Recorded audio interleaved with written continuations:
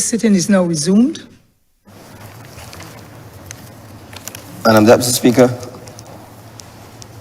order number 9, in the name of the Honourable Minister in the Ministry of Finance, to move the passing of a resolution to approve, in accordance with the provisions of the External Loans Act, Chapter 94D, the borrowing by the Government of Barbados of the sum of up to $500 million in the currency of the United States of America on the international capital market for the purpose of A, refinancing of government's 6.5% 2029 bond on a portion of the government's debt to the International Monetary Fund for external fund facility, and B, establishing a sinking fund for the redemption of each issue of securities made under the said act and for monies necessary to maintain and service that fund.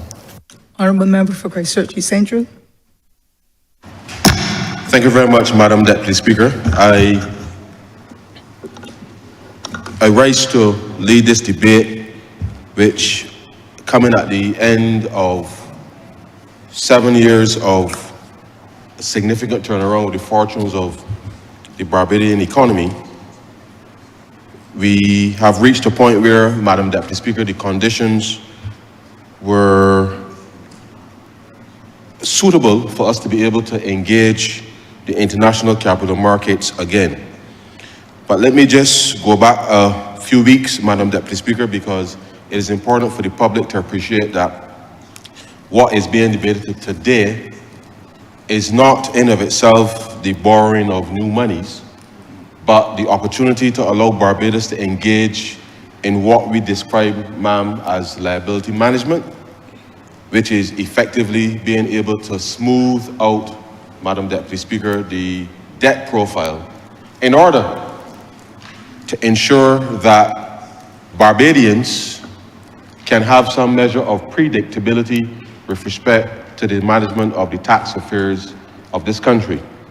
I will not stand here and say to you, Madam Deputy Speaker, that there wouldn't be a time in the future in this country where a government may have to increase taxes, but Barbadians can be assured that this government, over these last 7 years, have pursued a fiscal policy that has meant that the level of taxation to which they have become accustomed is not that which they experienced by the previous administration. And therefore, our ability to be able to provide relative tax certainty hinges on a few things, one of which, Madam Deputy Speaker, is how the government is able to manage the debt profile. Another, Madam Deputy Speaker, is how are we able to generate growth in the economy, Madam Deputy Speaker, which by all measures, we have been able to provide a measure of robust growth over the last few years, and we expect that, notwithstanding the volatility and the turbulence that we are seeing in the international economy, that we should be able to see further robust growth in the economy.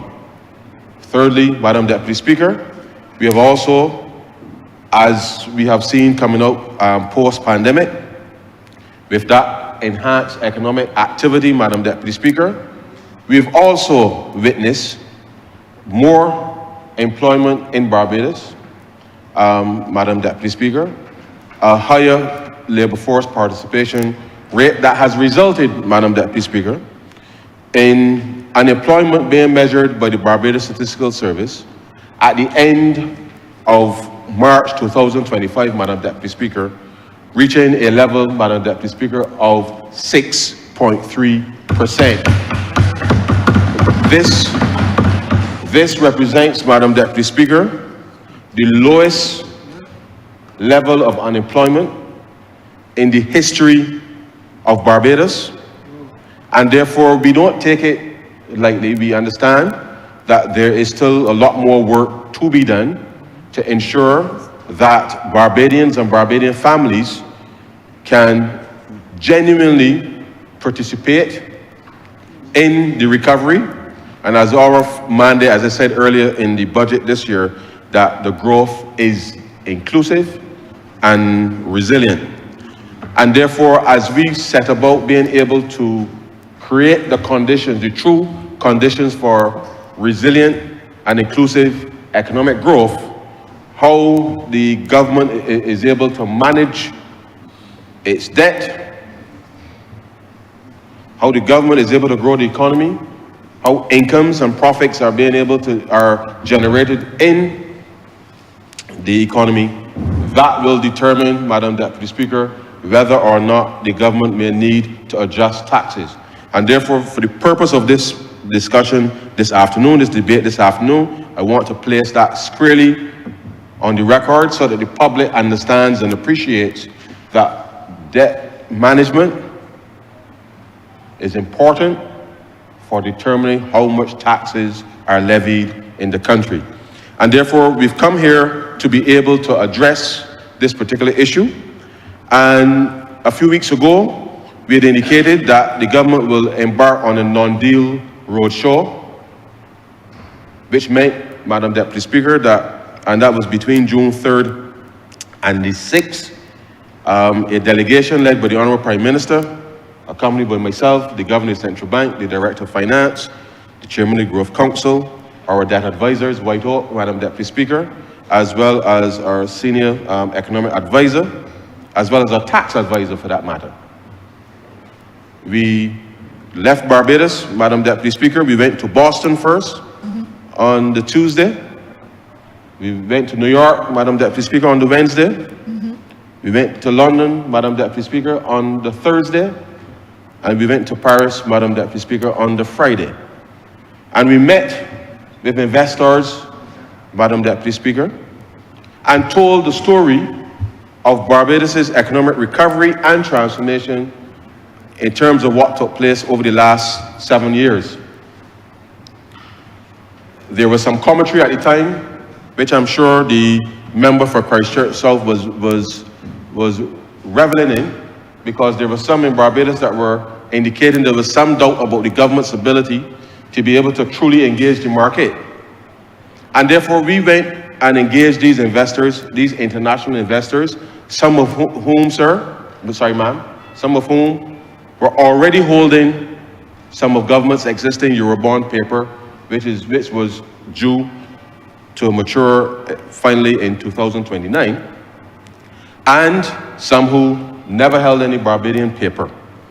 And we explained exactly where we found the economy in May of 2018, the reforms that we undertook, Madam Deputy Speaker, which has resulted in the credit quality as adjudged by the 3 rating agencies to be improving, and to the extent that the Barbados Economic Recovery and Transformation Program, Madam Deputy Speaker, supported by the International Monetary Fund, supported by the multilateral development banks throughout these last 7 years, has meant that we have been able to meet all of our structural benchmarks under the programs, both programs, which allows any investor, domestic or external investor, to be able to see that the government has been true to the program, and that people can take the government at its word with respect to its ability to implement not just the reforms, but to be faithful with respect to restoring public trust in relation to the management of the fiscal affairs of this country. During those discussions, we got extremely good feedback from those investors. Now, as you would appreciate, Madam Deputy Speaker, we have been toiling to ensure that this economy can recover and work for ordinary Barbadians. And therefore, we embarked on that roadshow to be able to tell our story. During that time, we recognized as well that there certainly was some volatility with respect to the markets, and clearly, whilst interest rates have changed significantly from the low interest rate environment when we took office a few years ago, we recognize that our story, the Barbados story, in given what we have been able to achieve, in spite of all of the challenges, Madam Deputy Speaker, that the Barbados Reform Program is a program that every Barbadian can be proud of, and it is a program, Madam Deputy Speaker, that investors are interested in hearing and are equally interested in being able to help support the financing options for Barbados. Now, we have, I say we meaning the government of Barbados, the last time that we embarked on a issuance of this nature was in 2010, Madam Deputy Speaker, when we went in the market, we borrowed $200 million at that time, Madam Deputy Speaker, and that was over a 12-year duration. And I must say that was very different conditions than exist today, and that was well before, as you and the rest of the country became accustomed to. That was before the myriad of downgrades that occasioned this country, as well as the increase in taxation, relatively speaking, that accompanied the increased costs of debt service, the increased costs with respect to interest payments as a result of the deterioration in the credit quality occasioned by those downgrades. And therefore, we told Barbados' story of the last 7 years, and notwithstanding the fact that we had initially embarked on a non-deal roadshow, which meant that we were simply sensitizing the market as to what was happening in Barbados, what the future plans with respect to the government of Barbados, with respect to know that we've come to the end formally of this second program supported by the International Monetary Fund, what the government was intending to be able to do going forward. And so, subsequent to that, at the conclusion of that roadshow, and we met some 53 sets of investors, some of the largest hedge funds in the world, some of the largest pension funds in the world, Madam Deputy Speaker. And at the conclusion of that roadshow, we felt that the conditions were sufficiently amenable for us to be able to achieve what we potentially wanted to achieve should we seek to execute this program. As it relates to the liability management, as I said, all we are doing here, Madam Deputy Speaker, is swapping debt and to be able to extend the maturities of some of the debt and to prepay some of the IMF debt, which, as you know, Madam Deputy Speaker, 7 years into the life of this administration, we engaged the International Monetary Fund as early as June of 2018, and therefore, once we reached staff level agreement shortly after that, the formal program started in October of 2018. And so 7 years now has pretty much passed, and therefore, as you would recognize, the sum of that IMF debt now has to start to be repaid, because the IMF, being the lender of last resort, typically gives lending over that 7-year period in order to make sure then that countries are not dependent on IMF support. And therefore, as we approach this particular juncture, we felt it was important that given that the interest rates have changed significantly over these last 7 years, we felt it was important to be able to ensure that we are able to better manage the flow of debt service, and therefore we've come here to this Parliament to be able to conclude this transaction that helps us to be able to repay initially some 340 odd million in relation to the Eurobond, Madam Deputy Speaker, US dollars, as well as approximately $142 million prepayment with respect to the IMF debt that is going to be scheduled to be paid between the end of this year as well as the end of 2026. And so we are here to be able to do that, which in of itself, Madam Deputy Speaker, creates fiscal space, because it means that the gross financing for government over the next year, 18 months to 2 years, will be less in relation to how we are able to execute our fiscal program.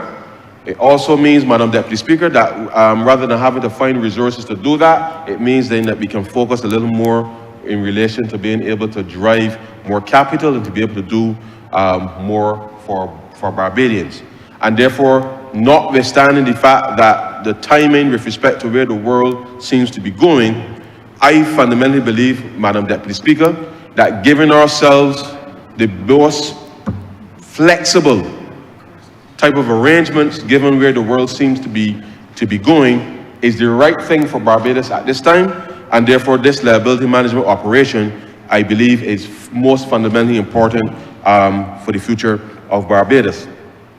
I should also add, Madam Deputy Speaker, that the IMF board originally was supposed to meet on June 26th, but they actually met last week, Madam Deputy Speaker, and considered Barbados' final review, and again issued, for the benefit of the entire world, confirmation that Barbados had indeed successfully concluded all of the arrangements under the second fund program, and therefore the timing with respect to the execution of this transaction could not have been better from the perspective of being able to signal to the market that Barbados had not just turned around its fortunes, but that any investor, locally, regionally, or internationally, Madam Deputy Speaker, can trust the government of Barbados when it comes to the management of the fiscal affairs of this country,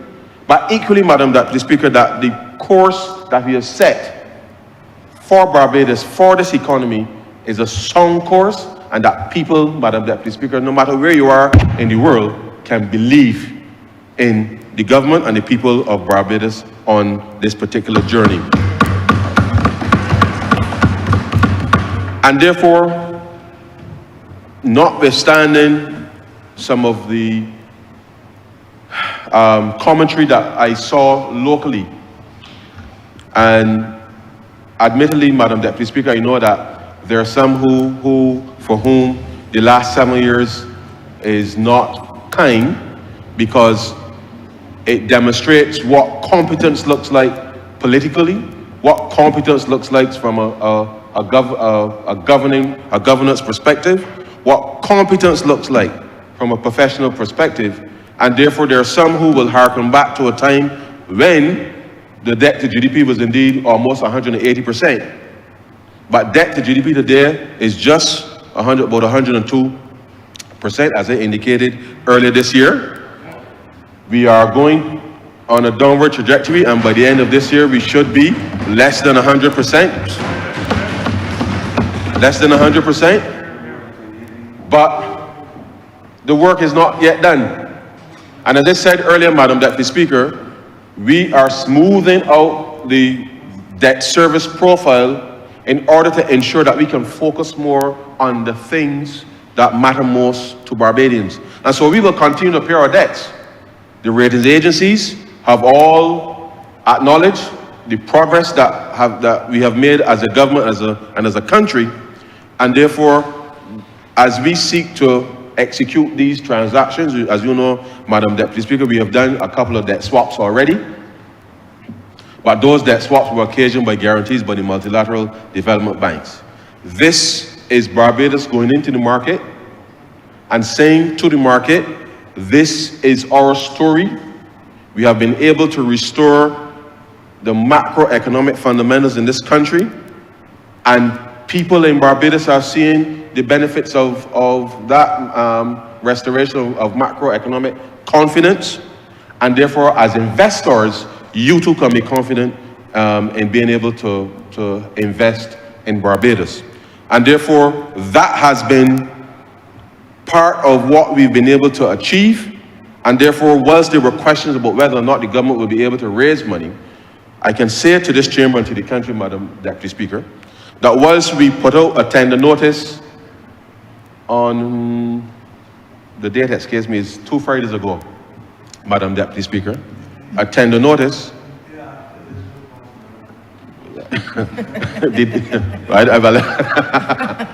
we put out the tender notice after the escalation of things in the Middle East, Madam Deputy Speaker, for 500 million US dollars, Madam Deputy Speaker, as the resolution says. And because we were able to communicate effectively, Madam Deputy Speaker, with investors, by the end of Friday last week, we had received firm orders, Madam Deputy Speaker, of $2.8 billion US in orders from investors all over the world, Madam Deputy Speaker, who are prepared, Madam Deputy Speaker, to put their monies in Barbados. As a matter of fact, I remember one particular meeting, you recall, Prime Minister, we were in a meeting and one of the investors said, quite frankly, they could not get their hands on Barbados bonds, and referred to the fact that we were running primary surpluses as a fat, juicy surplus. In all my years as an economist, I've never heard anybody refer to a primary surplus as fat and juicy. And the reason that they refer to that is because it was the discipline of achieving those surpluses that is part of the success story of us being able to bring our debt down. But it is not just the surplus, but we've been able to ensure that growth in the economy supports our capability of running those surpluses. Inclusive growth, to be able to achieve those surpluses. So this has not been a story of austerity as the leader of opposition might want others to believe, because this Barbados Economic Recovery and Transformation Program, Madam Deputy Speaker, has been one where we have gone the length and breadth of Barbados to ensure that the most vulnerable people in this country, in the worst set of circumstances to afflict this country, that we were able to keep people's heads above water, that we've been able to bring a number of critical reforms along. You heard the Prime Minister in the debate earlier today speak to the fact that we had to introduce a minimum wage. We increased the non-contributing pensions for pensioners. We've increased welfare for citizens in this country to respond to the needs of the most vulnerable. And in addition to that, we've also been able to increase salaries for public servants, but equally private sector salaries have also increased in the country to keep pace with the fact that this has happened in the last 7 years. And this has nothing to do with the fact that we had COVID, we had the hurricanes, we had the ash, all of these things. And war, 2 wars, 2 wars. And there's 3, one in George Street, one in George Street, but nevertheless. All of these things, seriously, Madam Deputy Speaker, all of these things.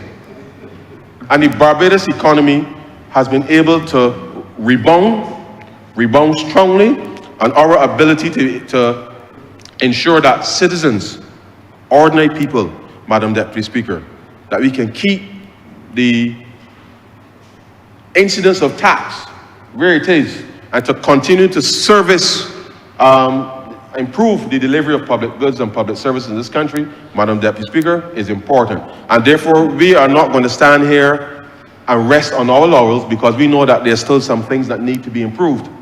But the reality of it is that these last 7 years, Barbados has done very well. There's still more work to be done, but we know that the best thing that we can do is to ensure that we have enough buffer to be able to respond to any eventuality. And this liability management operation today, Madam Deputy Speaker, is an important tool that allows the government to be able to achieve this.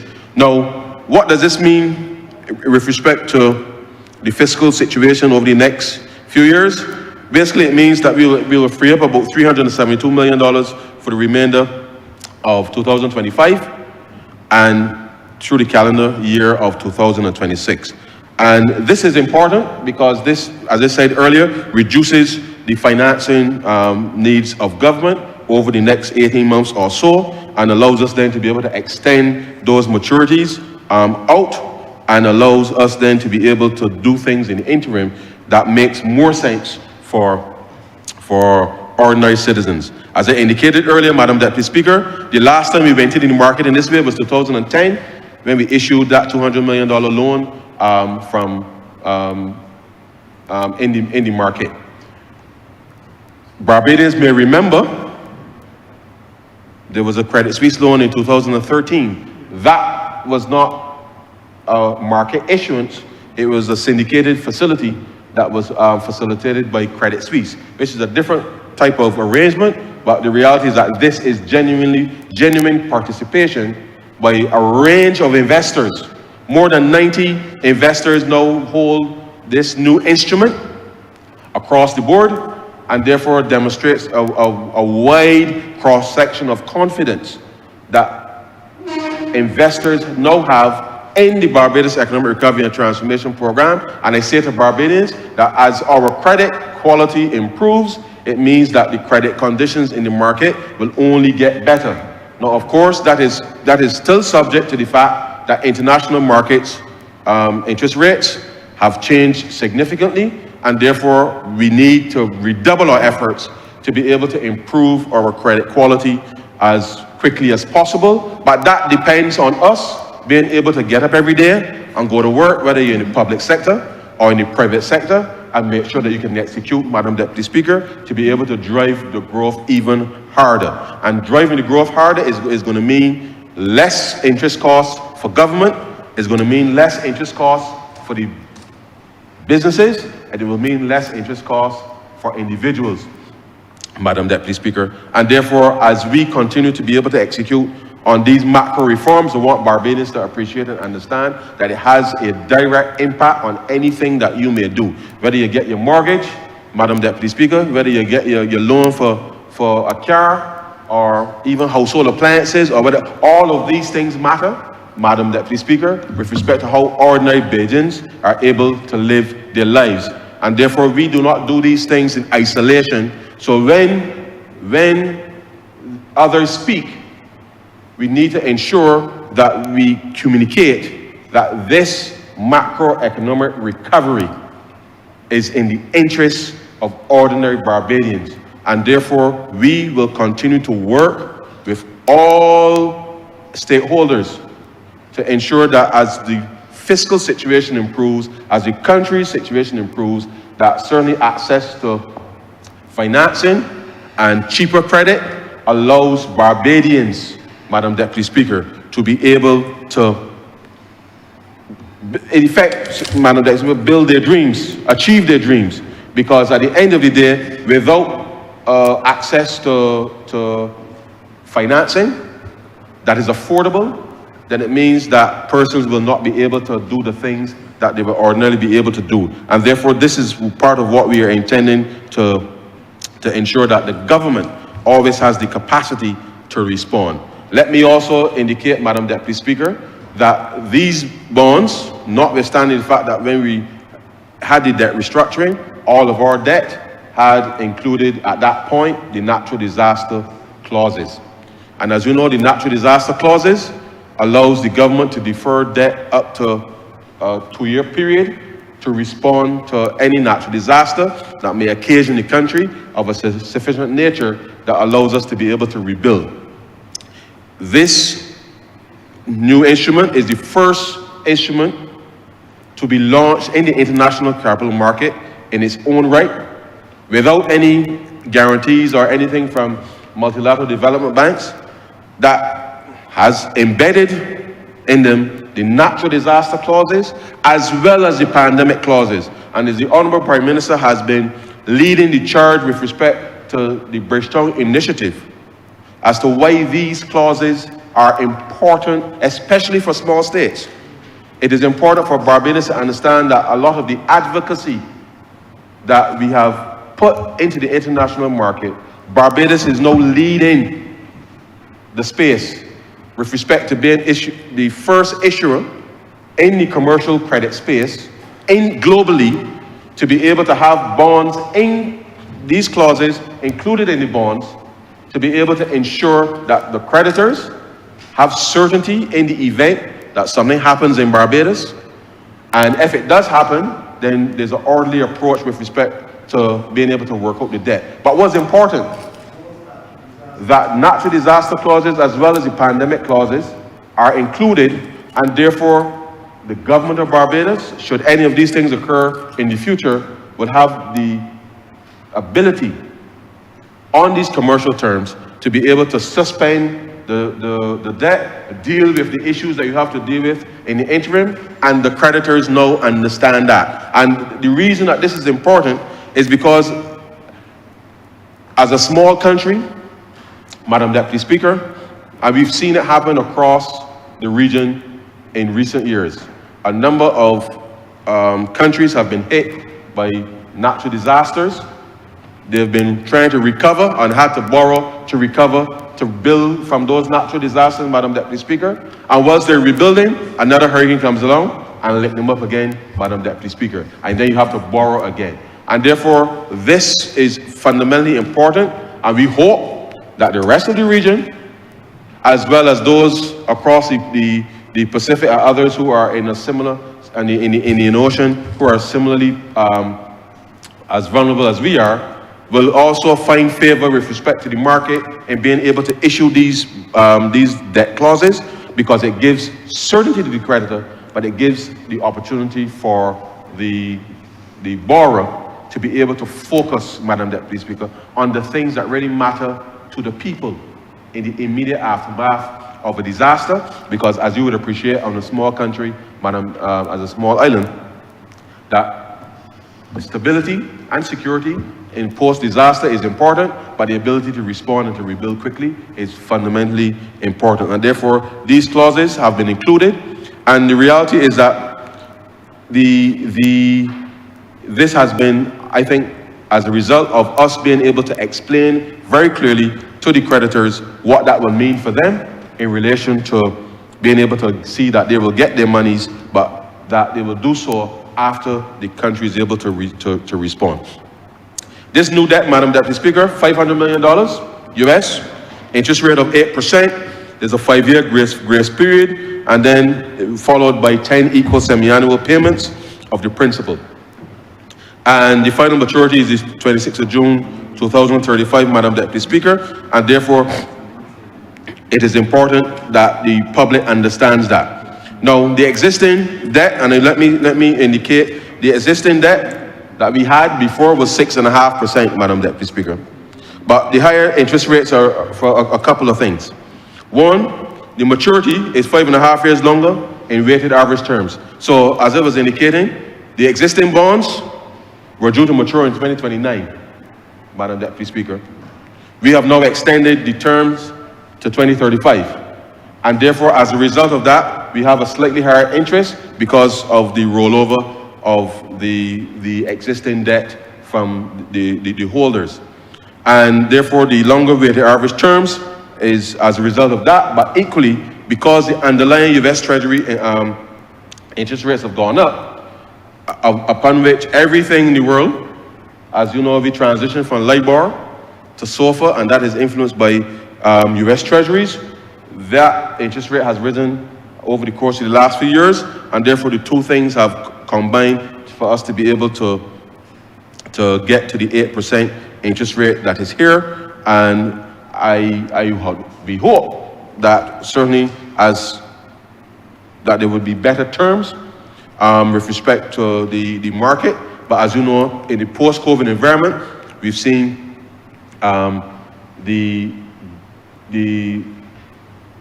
Fed in the United States, as well as the European Central Bank, in order to be able to drive inflation down in the post-pandemic era, interest rates have risen, and as a result of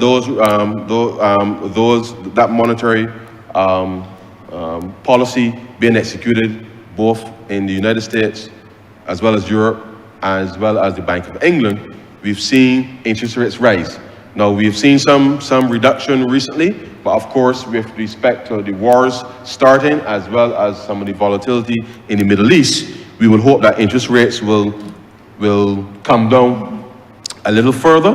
but that remains to be seen, Madam Deputy Speaker, and therefore we felt it was important that the timing of the execution of this transaction, that given where we were seeing the near term, that there really was not going to be a better time to get into the market and get out, given all that was happening globally. And therefore, the partial prepayment of the IMF also achieves a couple of things, Madam Deputy Speaker. One, we will prepay the principal, as I indicated, between next month and 2027.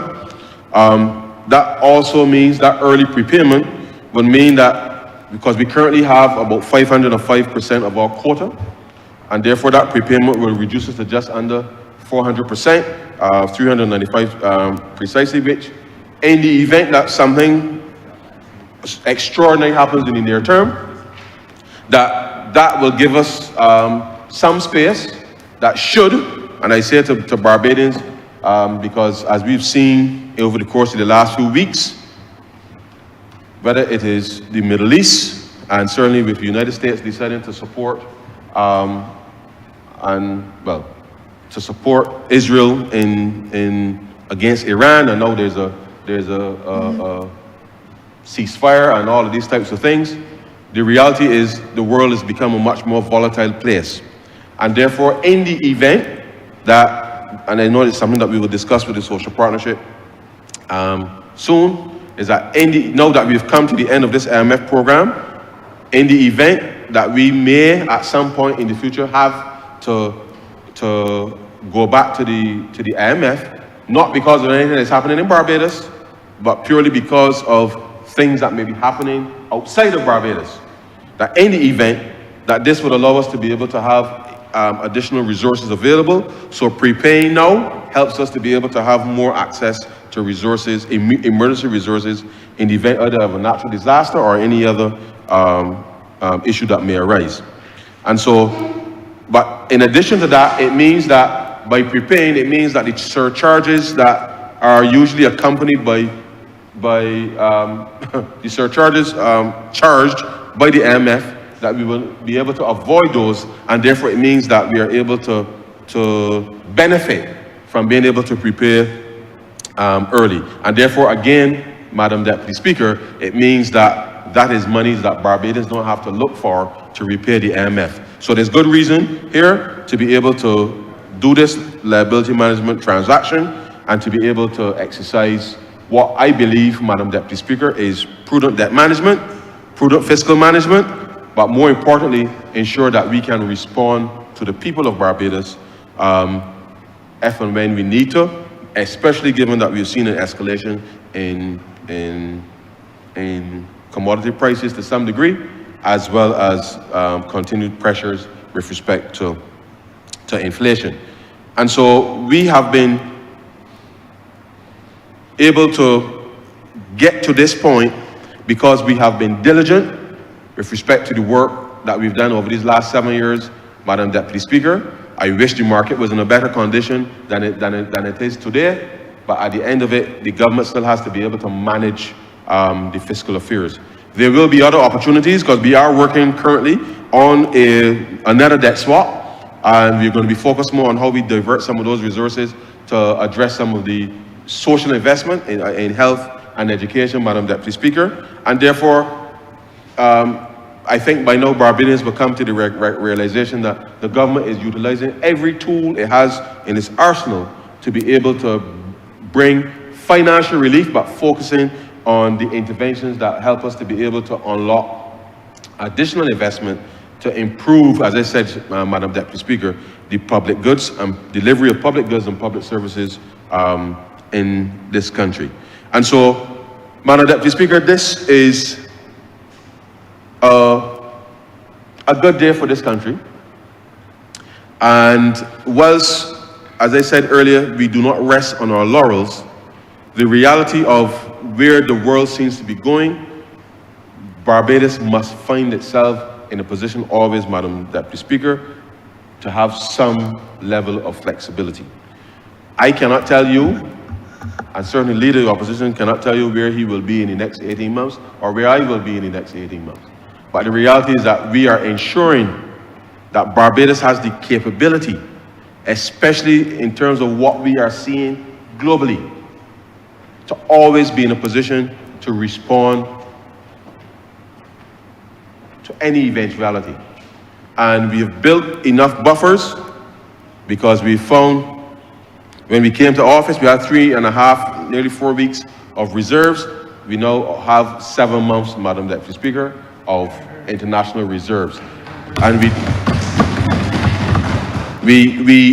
that is not to boast by any stretch of the imagination, but that is to ensure that, one, the defense of the peg is solid.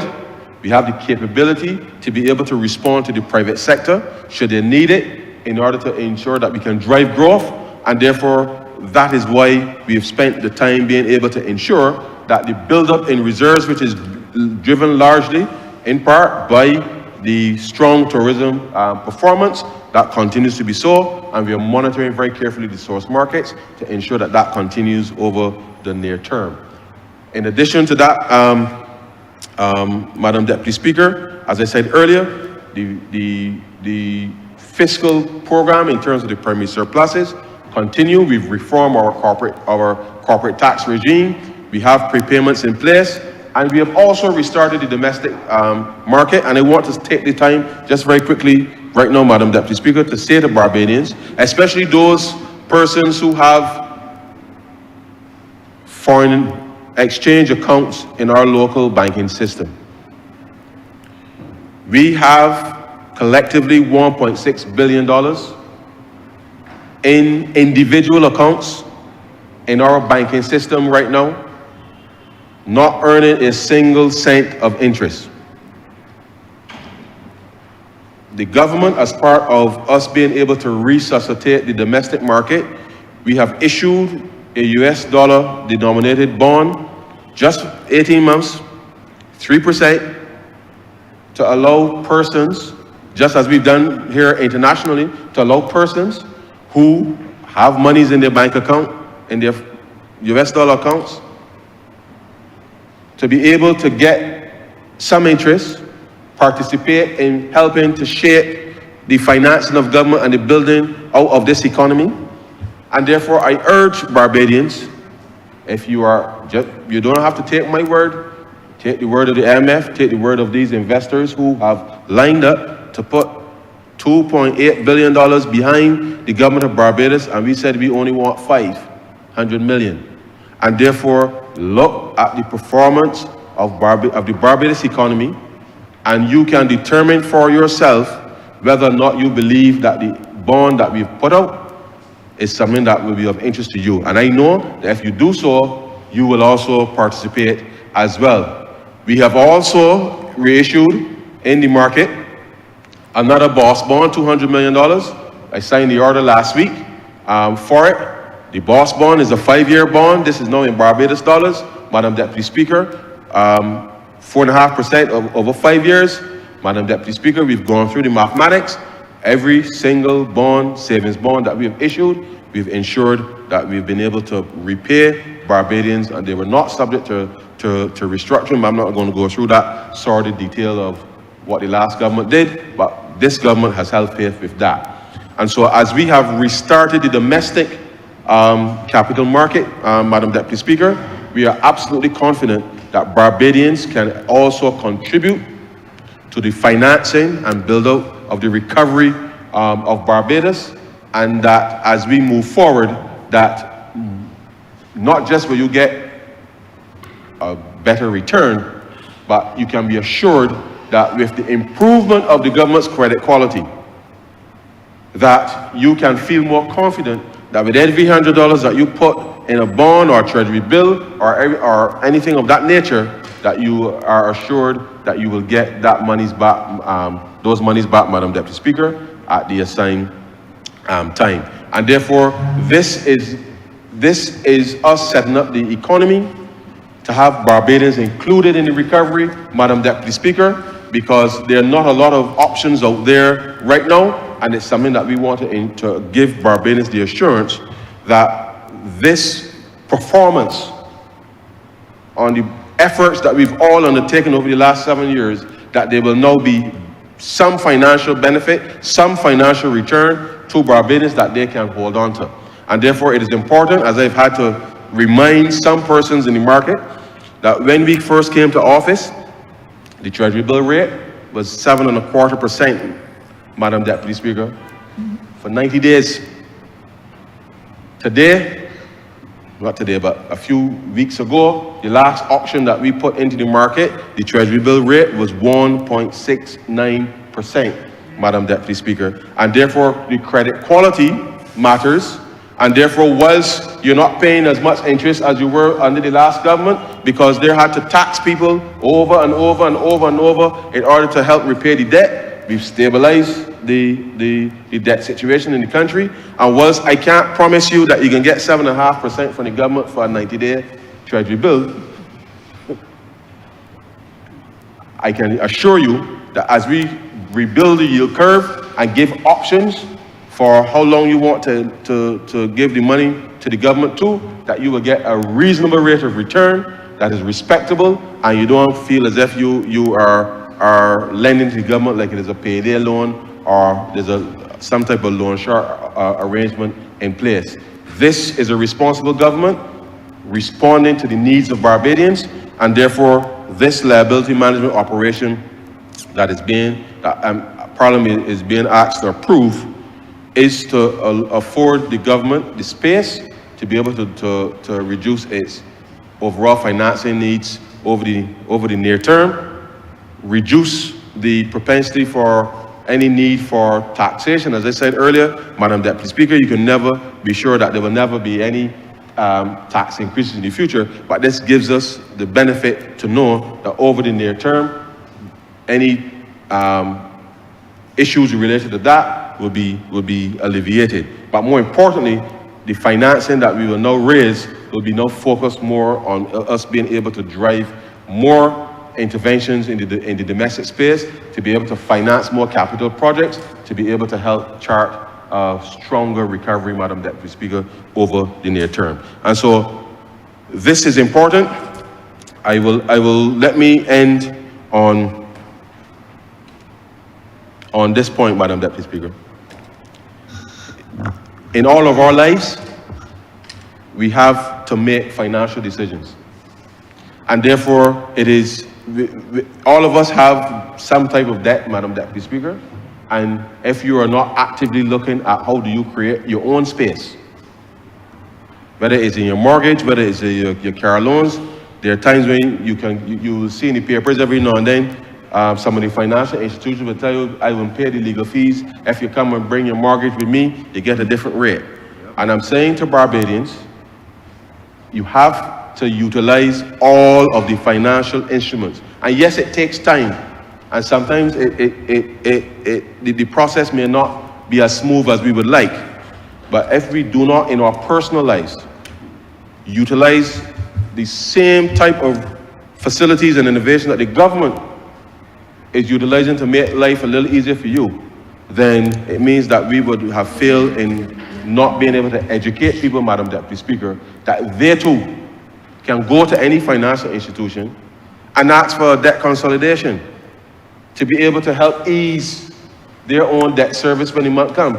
And therefore, once you are disciplined with respect to what you have to pay, then it means that you can have an easier path with respect to you being able to service your own debt and eventually being able to do more. And therefore, in the same way that we have had to make decisions in government upfront in 2018 to be able to address the mess that we inherited, we are in this position today because we have been disciplined, we've been prudent, Madam Deputy Speaker, and we have been utilizing all of the financial tools available to us to date to be able to not just execute this particular transaction, but I urge Barbadians, review your own financial circumstance and be open and honest with your financiers about what it is you can afford.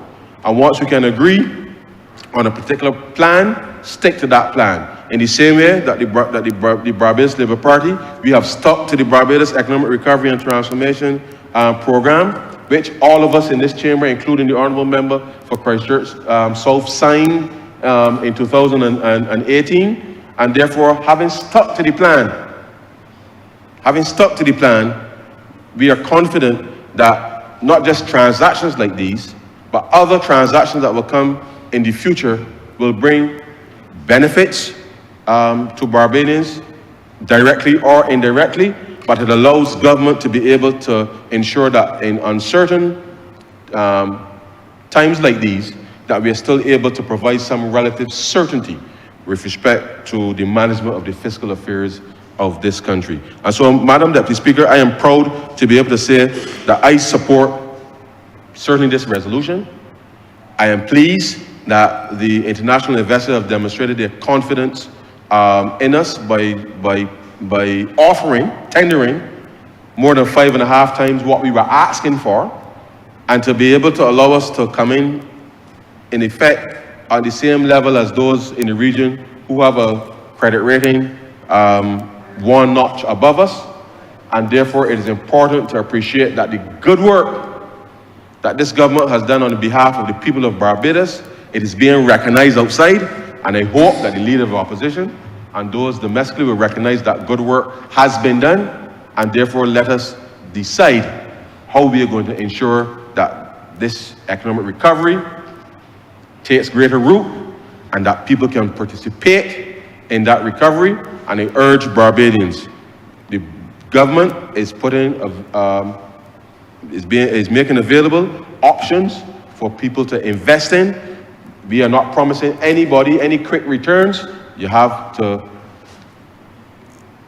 set those thoughts aside and focus on what is discipline. And it is the discipline of being able to set aside a little piece, Madam Deputy Speaker, as my grandmother taught me, and I'm sure as your grandmother taught you too, Madam Deputy Speaker, that you save up a little bit and you do what you have to do. And therefore, the government of Barbados has taken a disciplined approach with respect to how it manages its affairs. We will go to the markets as we need to go to the markets, whether domestically, regionally, or internationally. And at all times, we are doing so mindful that the benefits that we want to carve out for average Barbadians is such that we, one, no longer have to focus on the high tax burden that existed before, and that we're able to manage that and maintain that, Madam Deputy Speaker, but we have to do so by managing debt, driving growth, ensuring that there's greater employment and opportunities within the economy, and that everybody is contributing a little piece of the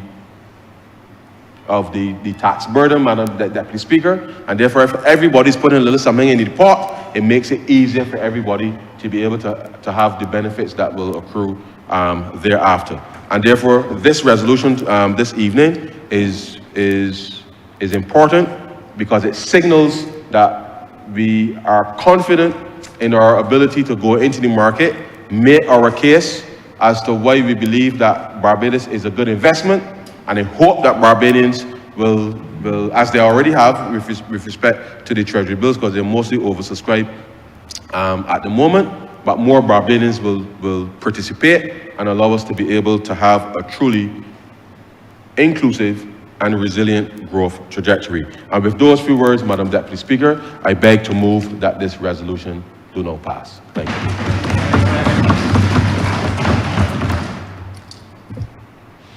The question is that this resolution do not pass? Oh, I beg your pardon. Beg your pardon, sir. I apologize. Honourable Member for St. Christchurch South and Leader of the Opposition. Beg your pardon. I'm obliged to you, Madam Deputy Speaker. Let me begin by saying that the government continues to embarrass the Honourable Member for Christchurch East Central, even if he means well, and even with his expertise in the area of economics, he is forced to come here quite often as junior minister in the Ministry of Finance to say things about the Barbadian economy that the Barbadian citizen here may not be experiencing. I took some notes while he was giving his synopsis of this economy. And I think the first note I took was when the Honourable Member for Christchurch East Central said, and I quote, "Significant turnaround has been made in the fortunes of the Barbadian economy." Now, I think he's speaking more as a politician than as the good economist that we know him to be. But it must be a matter of some regret when good economists become politicians, and we preferred his more technocratic days. And I recorded as well in his synopsis, and I quote, "How are we able to achieve robust growth?"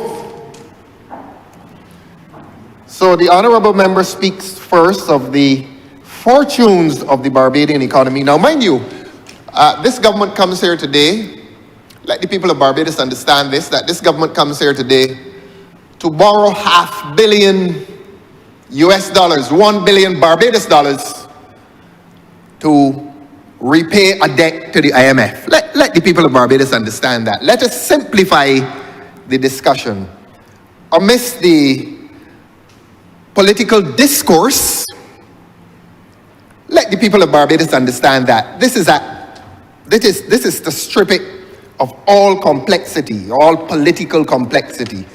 This parliament comes here today, this government comes here today to have this parliament approve a loan in the sum of $500 million US dollars to repay another loan. Let the people of Barbados understand that, so that all this talk about significant turnaround in the fortunes of the Barbadian economy must now be discredited. And then the Honourable Member, well-meaning as he is, as an economist, speaks politically and asks the question, how have we been able to achieve this robust growth?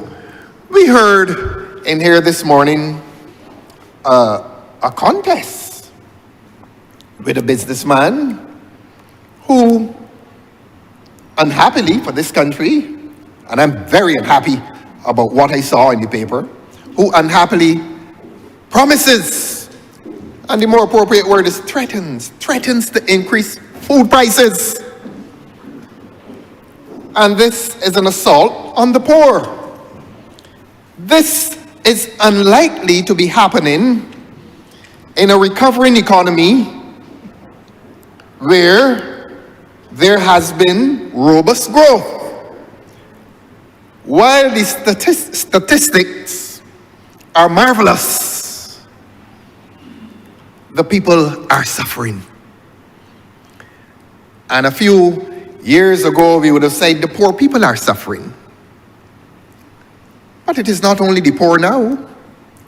The middle class in Barbados, they're suffering too. And that's why I say that this government is unfair to the Honourable Member for Christchurch East Central when it sends him here to tell people what is contrary to their lived experience. They know that they're not living in an economy of great fortune. They know that they're not living in an economy of robust growth. They do not believe, in spite of what the Honourable Member for Christchurch East Central says, that there's 6.3 is the figure, I don't remember. Didn't hear everything, lowered his voice at critical points, that there's 6.3% unemployment, which he says is at its lowest ever. Now, you have the freedom of speech in here, we have the freedom of speech in here, but that freedom must come with a sense of responsibility. And what the Honourable Member says today is not meeting the lived reality in this economy. this economy of struggle, this economy of suffering, this economy that is manifesting the suffering of this country in the breakdown, the social breakdown that we have never experienced before. That is unprecedented, not this 6% unemployment. I don't know who is being counted among the employed, but the average Barbadian will not ever believe that there's 6% unemployment in this country. So it is a synopsis with which we take issue. But after that, we hear about 7 years. Now, the significance of that number 7 in the Bible in relation to a society's material progress is in the book of Genesis. And it is where the people prepare themselves during 7 years of plenty for 7 years of famine. Now, listening to the Honourable Member on every occasion that the Honourable Member speaks, he seems to characterize this 7 as the 7 of famine, because he's always promising someday something great is going to happen in this economy. Someday something good is going to happen. And indeed, he says, this is a good day for Barbados. At the end of 7 years, something will happen.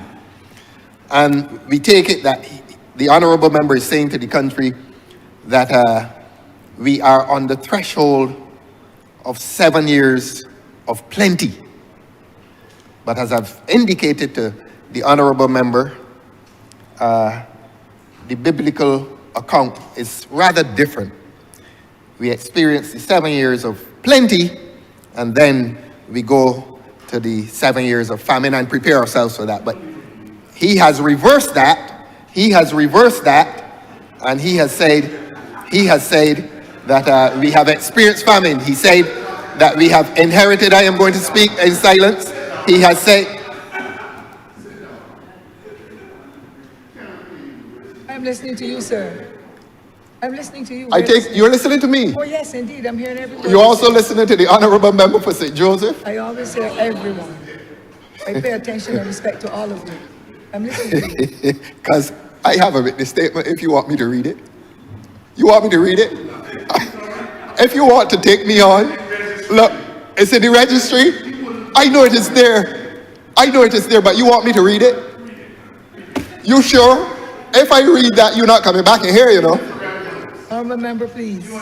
Continue on the resolution. You're not coming back in here if I read that.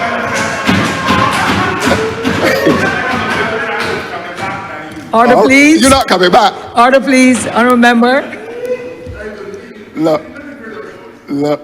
It was filed on the 8th of August 2014.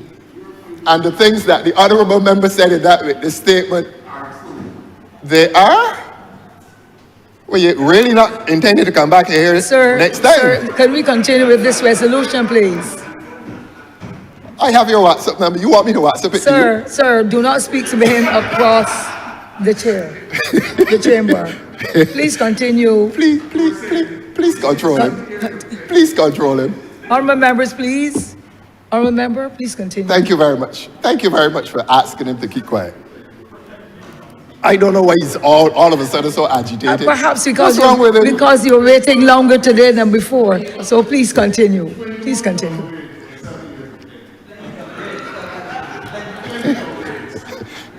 Do not mind their side, sir. I'm not hearing them. The public is listening to you. If you're not hearing it, how you know their sides, ma'am? Because you keep talking over and I can hear you. But I'm hearing you and paying concentration. But we are back to the Attention. synopsis. Yes, sir. Yes, that is where you want me to locate my Sure. discourse. Yes, sir. Not to be interrupted by noise. And so we heard a synopsis that does not meet the lived reality of Barbadians. And that synopsis ended with the disclosure that that is to say the Honourable Member for Christchurch East Central, took a joyful ride on a roadshow. Now, the Honourable Member for St. Peter cannot conceal his amusement nor laughter because, like you, ma'am, he associates the term roadshow with Barnum and Bailey and the Ringling Brothers. That's a circus. And so, the Honourable Member, is the Honourable Member for St. Michael Northwest present? Yes, he is. Please do not allow me to be set up by your sides.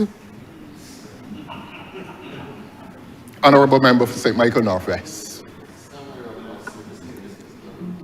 So that the Honourable Member for St. Michael for Christchurch East Central said that he went on this roadshow and that he discloses to Barbadians that they were offered $2 billion plus US dollars, but they only took 500 million US dollars. And he's boasting that they had the chance to further hang this country, to indebt this country further. He said to this parliament that those investors described this country as fat and juicy, like a mango ready to be plucked. And that is what this government is coming to the people of Barbados with, that we are a fat and juicy fruit ready to be plucked. But it is not the kind of investment that Barbadians want in this economy. Barbadians want the kind of investment into this economy that provides jobs and employment that would genuinely take the unemployment figures to 6%. It is nothing to boast about when you come to a country and say, we are so fat and juicy that the people want us further indebted. That is nothing to boast about. And I will tell you, Your Honor, why it is nothing to boast about. Now, I've said that the people in Barbados need to understand that this government is borrowing money to repay a loan. It is not borrowing money to bring here to invest in anything. It's borrowing to repay the IMF. Let the people of Barbados understand the history of the relationship of this Barbados government with the IMF. I won't be long on this. In October 1982, the Barbados government entered an arrangement with the IMF and borrowed some 31 million US dollars, a lot of money at the time. Just about 18 months later, that arrangement was completed and the Barbados government completely exited the arrangement with the IMF. In other words, it was repaid. In February 1992, under the stewardship of the Right Honourable Prime Minister at the time,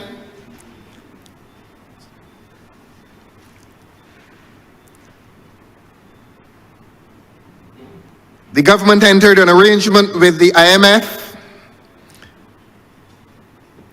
and just about a year later, exited that arrangement. How, ma'am? By repaying the loan.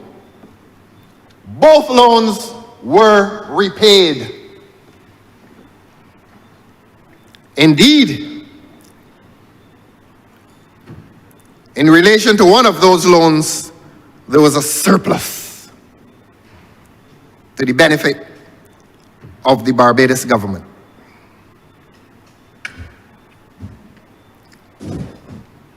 No monies on either occasion were no monies were borrowed to repay the IMF. So I don't know what we are coming in here today boasting about, that we are fat and juicy as a country, and that we had offers of 2.3 billion US dollars and we only took 500 million. You in debt in this country, you government, that's what I mean, you government, you are in debt in this country further to repay a loan when the history of loan repayment is that those governments at the time did not borrow to repay, but they did it differently. And you know how, ma'am.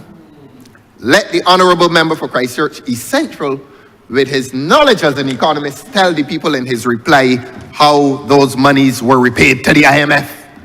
First, in 1984, and secondly, in 1993. But we are now repaying debt with loans. That is the state of Barbados. And the fact that we are caught in that situation is evidence that this economy is not performing. This economy is underperforming to the extent where it must borrow to repay. That is where we are. I will speak, Your Honor. They all have a chance to speak if you allow them. You may not like the content of what they say, but somebody has to speak the truth in here.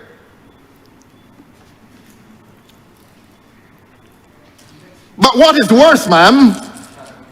What is worse, and I'm going to be brief, because this is a tale of woe that does not require any lengthy discourse. Government, oh, by the way, when they went on the road tour, and we have already indicated that a road tour is language associated with a circus. But I'm not going to call it a circus. There were very honorable and distinguished persons on that road tour. Not least was White Oak. You could imagine, Your Honor, that in 2025, this government is still traveling about with White Oak. What was White Oak's fee, please? What is White Oak's fee, please?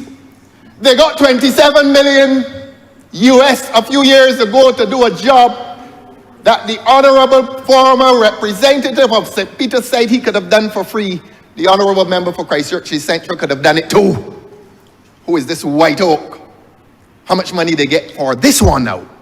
How much money are they getting for this one? They're doing it for free? Tell the people of Barbados. How much is White Oak's fee? What I can tell you about White Oak's intervention into the Barbadian economy is that White Oak gave advice that deprived the NIS fund in this country of $1.3 billion. And we have now to retire people at 67. And the NIS fund is in peril in a country that is aging. In a country in which our most aspirational young people are emigrating and leaving behind those who are not employed. And they're certainly among the 6% of the unemployed, and we say it is higher than 6%. But White Oak is still on this landscape. White Oak is still on this landscape. White Oak must be taken now to have derived a very handsome fee from having been on that roadshow. And at some point, I notice you're taking very good notes, Your Honor. I am obliged. White Oak, in relation to White Oak, the people of Barbados will soon be told by this open and transparent government how much is White Oak being paid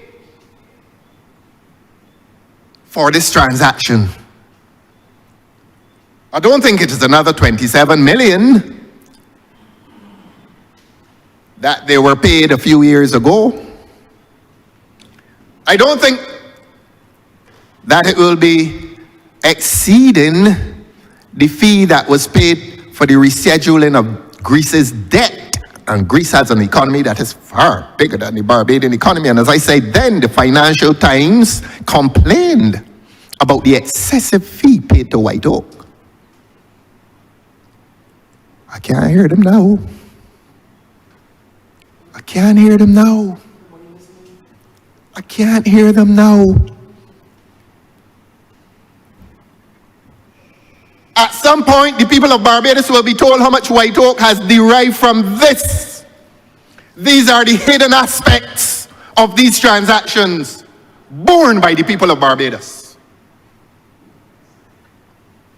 Nothing to come in here and boast about these shiny transactions. And when you go behind the shiny surface of these transactions, somebody is benefiting and this country is suffering. And we are supposed to come in here as an opposition and agree with everything. And agree with everything. Why that gentleman does this, keep his mouth quiet there? Why is he trying to set me up? We are listening to you. I am listening. Why is he trying to set me up for distraction? But you should not be easily distracted like that. Yeah, but he's trying to set me up. Keep your focus, sir, so that we can get through with the business. Please stop trying to set me up. While I look at the honourable member for St. Michael Northwest, I want him to stop trying to set me up for distraction. You. He's trying to set me up for distraction. For as long as he comes in here, he's going to hear me talk about that. For as long as he comes in here, whenever he interrupts me, you know, he is the honourable member. His ministry deals with the Met Office. And the Met Office deals with rain and setting up of rain and that kind of thing. And I'm wary of that. I will hear him on how the rain is setting up. That is all I would hear him on in relation to setting up. Let me get back to the point, man. Sir. Tell him keep quiet. Tell him to stop interrupting me. Please get back to the business. Now, the people of Barbados will be told that government is refinancing lower cost debt with higher cost debt. In other words, this loan, according to this document, let me go to the schedule, because you see, I will not say that this government lies to the people of Barbados, I won't allow that. but I don't even have to go to the document. Look, Your Honor, the Honourable Member for Christchurch East Central said today that this new loan is transacted at 8%. That is what he said. I am sure, though, I got a document yesterday. They brought a corrected document to me today. But perhaps they made a mistake, or perhaps something is happening in government. I thought it was more than 8%, but we all make mistakes. But he says today it is 8%.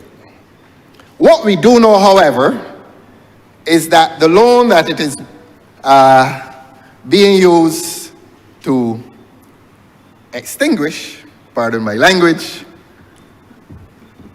is at a lesser rate of interest. Where are the noises? This loan is taken at 8% according to today's resolution. To extinguish a loan that has a lower interest rate. Do the people of Barbados understand this? That it is nothing to boast about.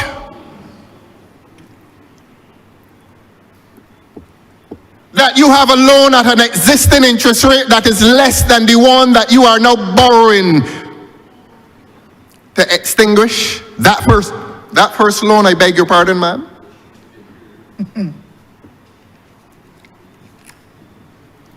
8% is very expensive. And let the people of Barbados be told that 8% alone at the high interest rate of 8% reflects the high-risk status of Barbados' debt profile. That if we had a debt profile that was more favorable, the interest would have been lower.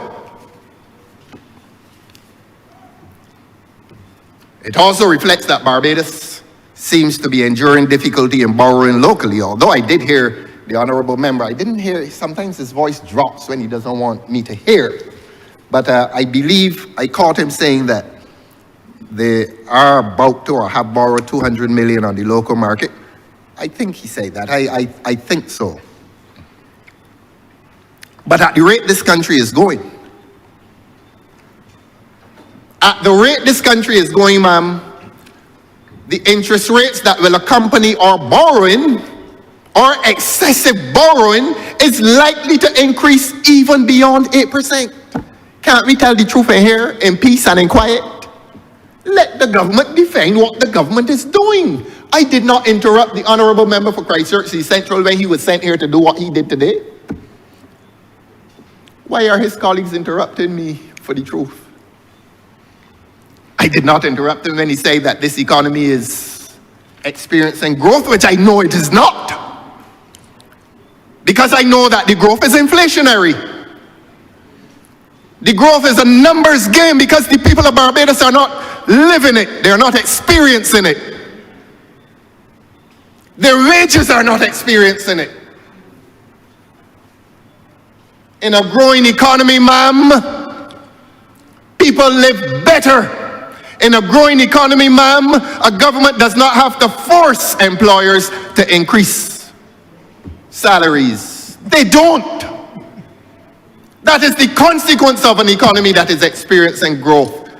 And the Honourable Member for Christchurch East Central is sent. He's sent to do what he does.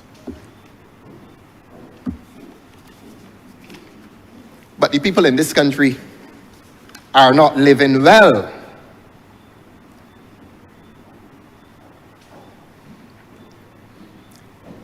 He made a very curious statement, though.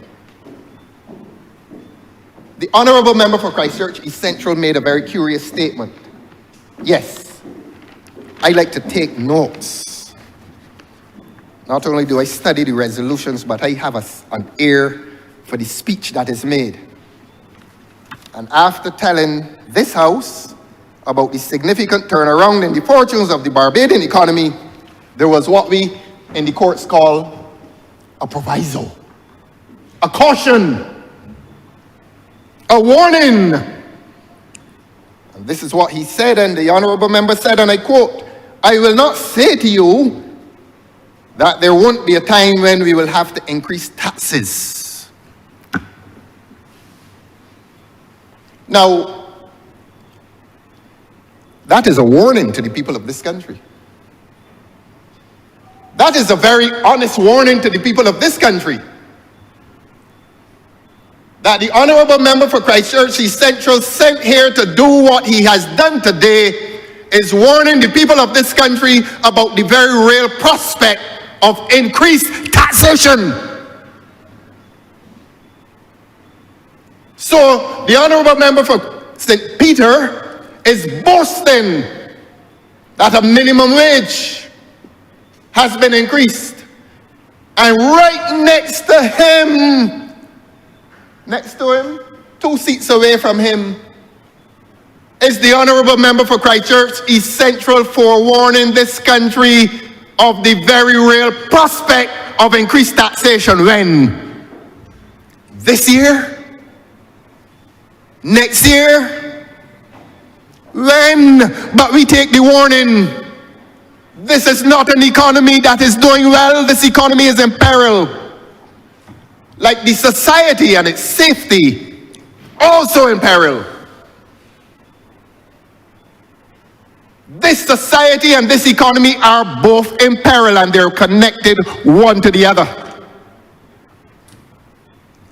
the eruption of violence is not unrelated to an economy that is limping along. Ill.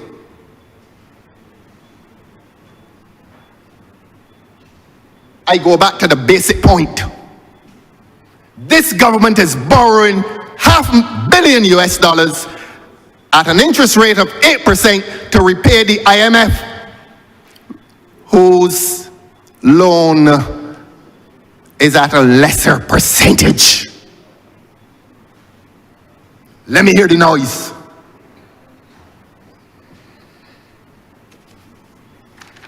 I don't need a long speech for this. And I won't make a long speech for it. But the other curious statement that I recorded was when the honorable member boasted about this creature called the Bridgetown Initiative, related as it is to the climate initiative and so on. You don't criticize everything under the sun. But the honorable member for Christchurch East Central, he does make some interesting statements. He said, we want other countries to do this. And I wondered why has the Barbadian government now found itself in an isolated place of high indebtedness, of frequent and excessive borrowing, and is the Barbados government in that isolated place seeking company? There was the fable of the fox who lost his tail. It got trapped, and he could not remove it from the trap. So he couldn't walk around with the trap. You know what he had to do? He had to cut off his tail. So the fox, you know, the tail of a fox is a very beautiful part of the fox's body. Big, bushy, and beautiful. So that fox had to remove his tail to save himself. And you know what that fox did, man? All the other foxes he saw, he kept telling them, look, y'all would be so beautiful without your tail. Why don't you cut off your tail too? He was in peril. He was alone. But he wanted the other foxes to look like him. He had lost his beauty, his tail. He was in a situation of isolation. And you know,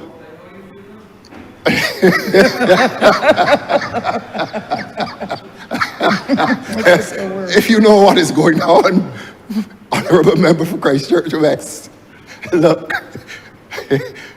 I told y'all I am alone here, but I'm not lonely.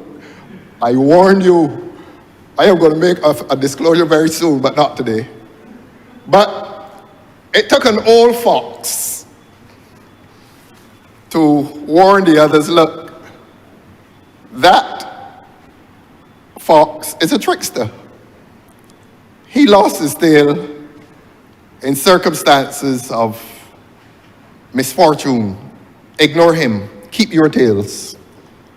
Now, it may be that the honorable member for Christchurch East Central has encountered other foxes with their tails and feeling isolated in spite of the opinion of the honorable member for Christchurch West.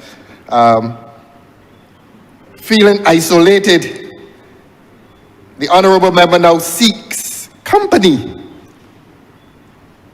in his misfortune, in the misfortune that is facing this country.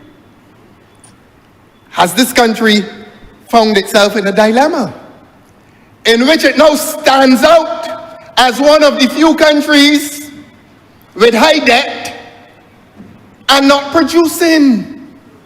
Because high debt must be accompanied by production. You borrow for the purpose of increasing production. increasing your growth. This economy has not been experiencing growth. Perhaps people don't mind borrowing because borrowing is natural. Any financial or economic entity is best run and managed when it is borrowing. And you borrow for the purpose of not only survival, not only to survive, but you borrow to thrive. We wonder, we Barbadians now wonder, if this country has found itself in a situation in which the borrowing has been accompanied by a lack of growth. And that is entirely possible.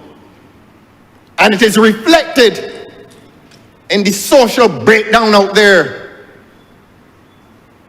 A lot of unemployment, a lot of underemployment, low salaries. In fairness to the Honourable Member for Christchurch West, he was the first person I heard in here pleading a case. Not St. Peter. This gentleman here from Christchurch West, he was the first one I heard pleading a case about 3 or 4 years ago for an increase in the minimum wage. He was the first person. When others were too cowardly to do it, he was doing it. But I have not come to praise him. I want to bury this initiative here today as adding to Barbadian woe, as being an imposition of burden on this economy, an additional burden on this economy. An economy that is struggling from all indications. An economy that is over-reliant on one tourism sector, while the other important sector of agriculture is close to its deathbed, as evidenced by a task force within the Ministry of Agriculture, which was set up a few days ago to revive food production in this country, food referring to milk and other dairy products. We used to dump milk in this country. We used to dump milk in this country a few years ago. Milk. And we used to have eggs in abundance. There's now a task force in the Ministry of Agriculture whose duty, under the dismal failure of the Honourable Member for St. Philip South, the dismal failure of the Honourable Member for St. Philip South has resulted in the establishment of a task force in the Ministry of Agriculture that seeks to ensure that this country will have food security at the very basic level of milk and eggs.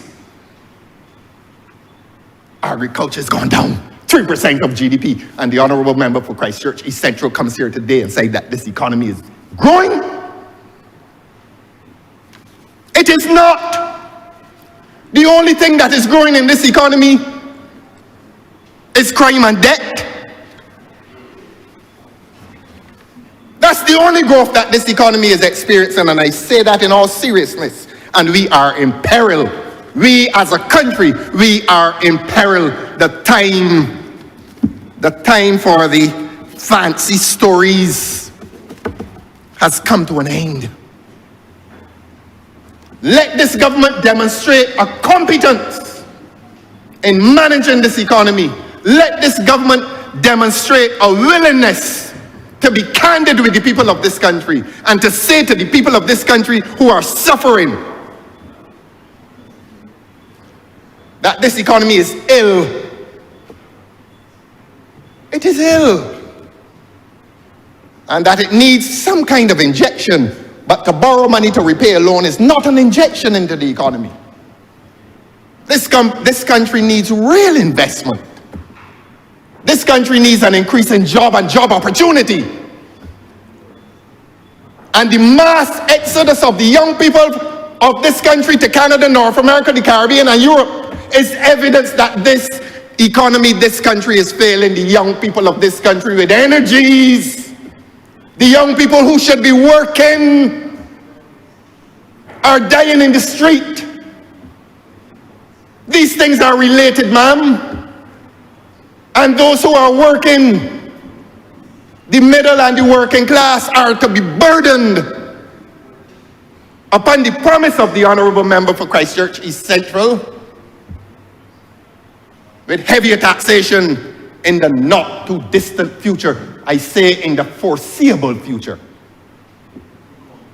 No joke. No joke. We are in crisis. This country is in crisis. This economy is in crisis. This society is in crisis.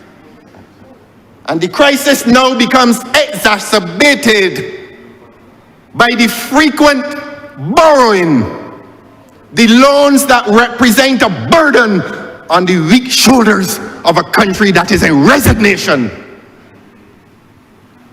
And what must we do?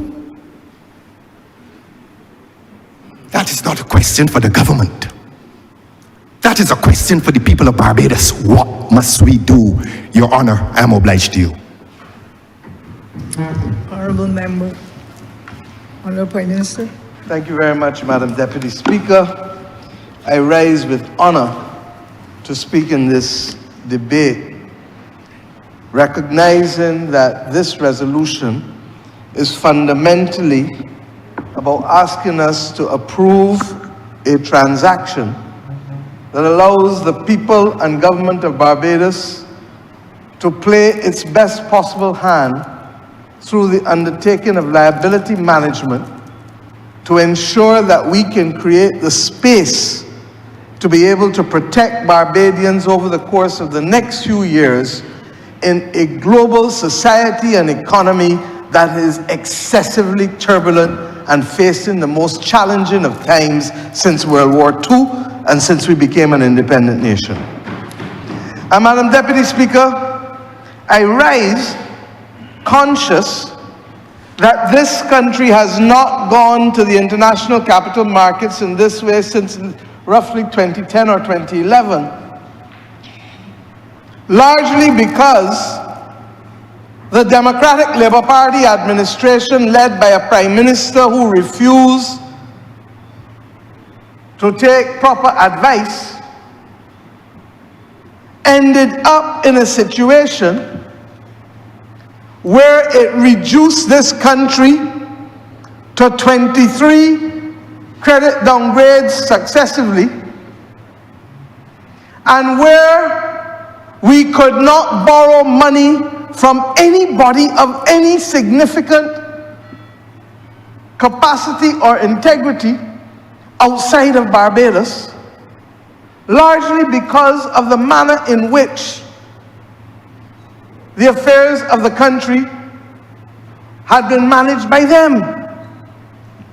It is therefore passing strange, at the very least, that the leader of the opposition, who found absolutely everything wrong with the management of the country by the Democratic Labour Party between 2008 and 2018, has all of a sudden had a political catharsis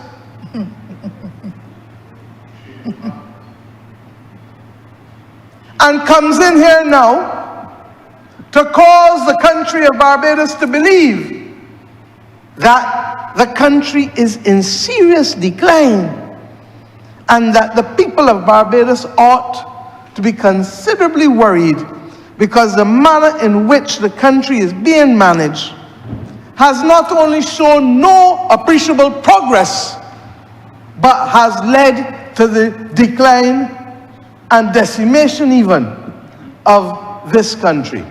Now, Madam Deputy Speaker, I listened to him even get worked up. You know, the most amazing thing is that before coming back in on the floor, I was doing some files, and I was watching him on the television in the closed monitor in my office.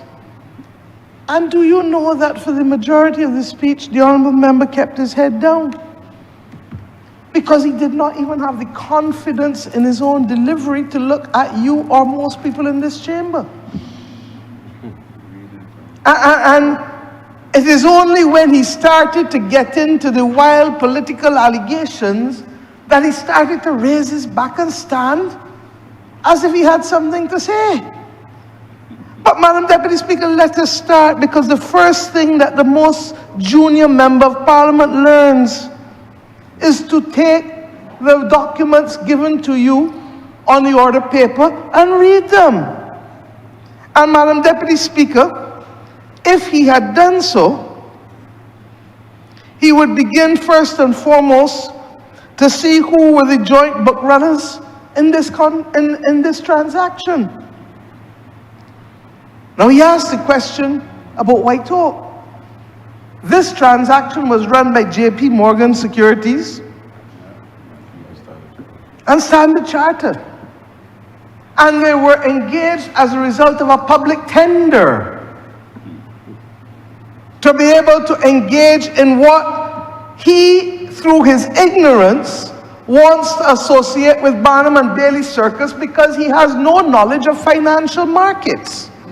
For if he had any knowledge of financial markets, he would know that the language of Roadshow is associated with the presentations made to investors to allow investors to determine whether they want to buy your bonds or not. But not only did he never get to do one, he never took the time to find out what one is about. Because had he done so, he would also have been far more measured and capable of addressing the matters in here. Now let me start with the litany of misrepresentations placed before this honorable chamber. And I have no doubt that the honorable member for Christchurch East Central will also seek to give some level of truth. It doesn't matter whether he runs or not, the facts shall be here. The bottom line is that his first misrepresentation is that all of this money is going to prepay the IMF. Well, let me tell him what it is also going to do. Because the IMF prepayment before the money is due to be paid is actually the smaller part of what we are using this money for.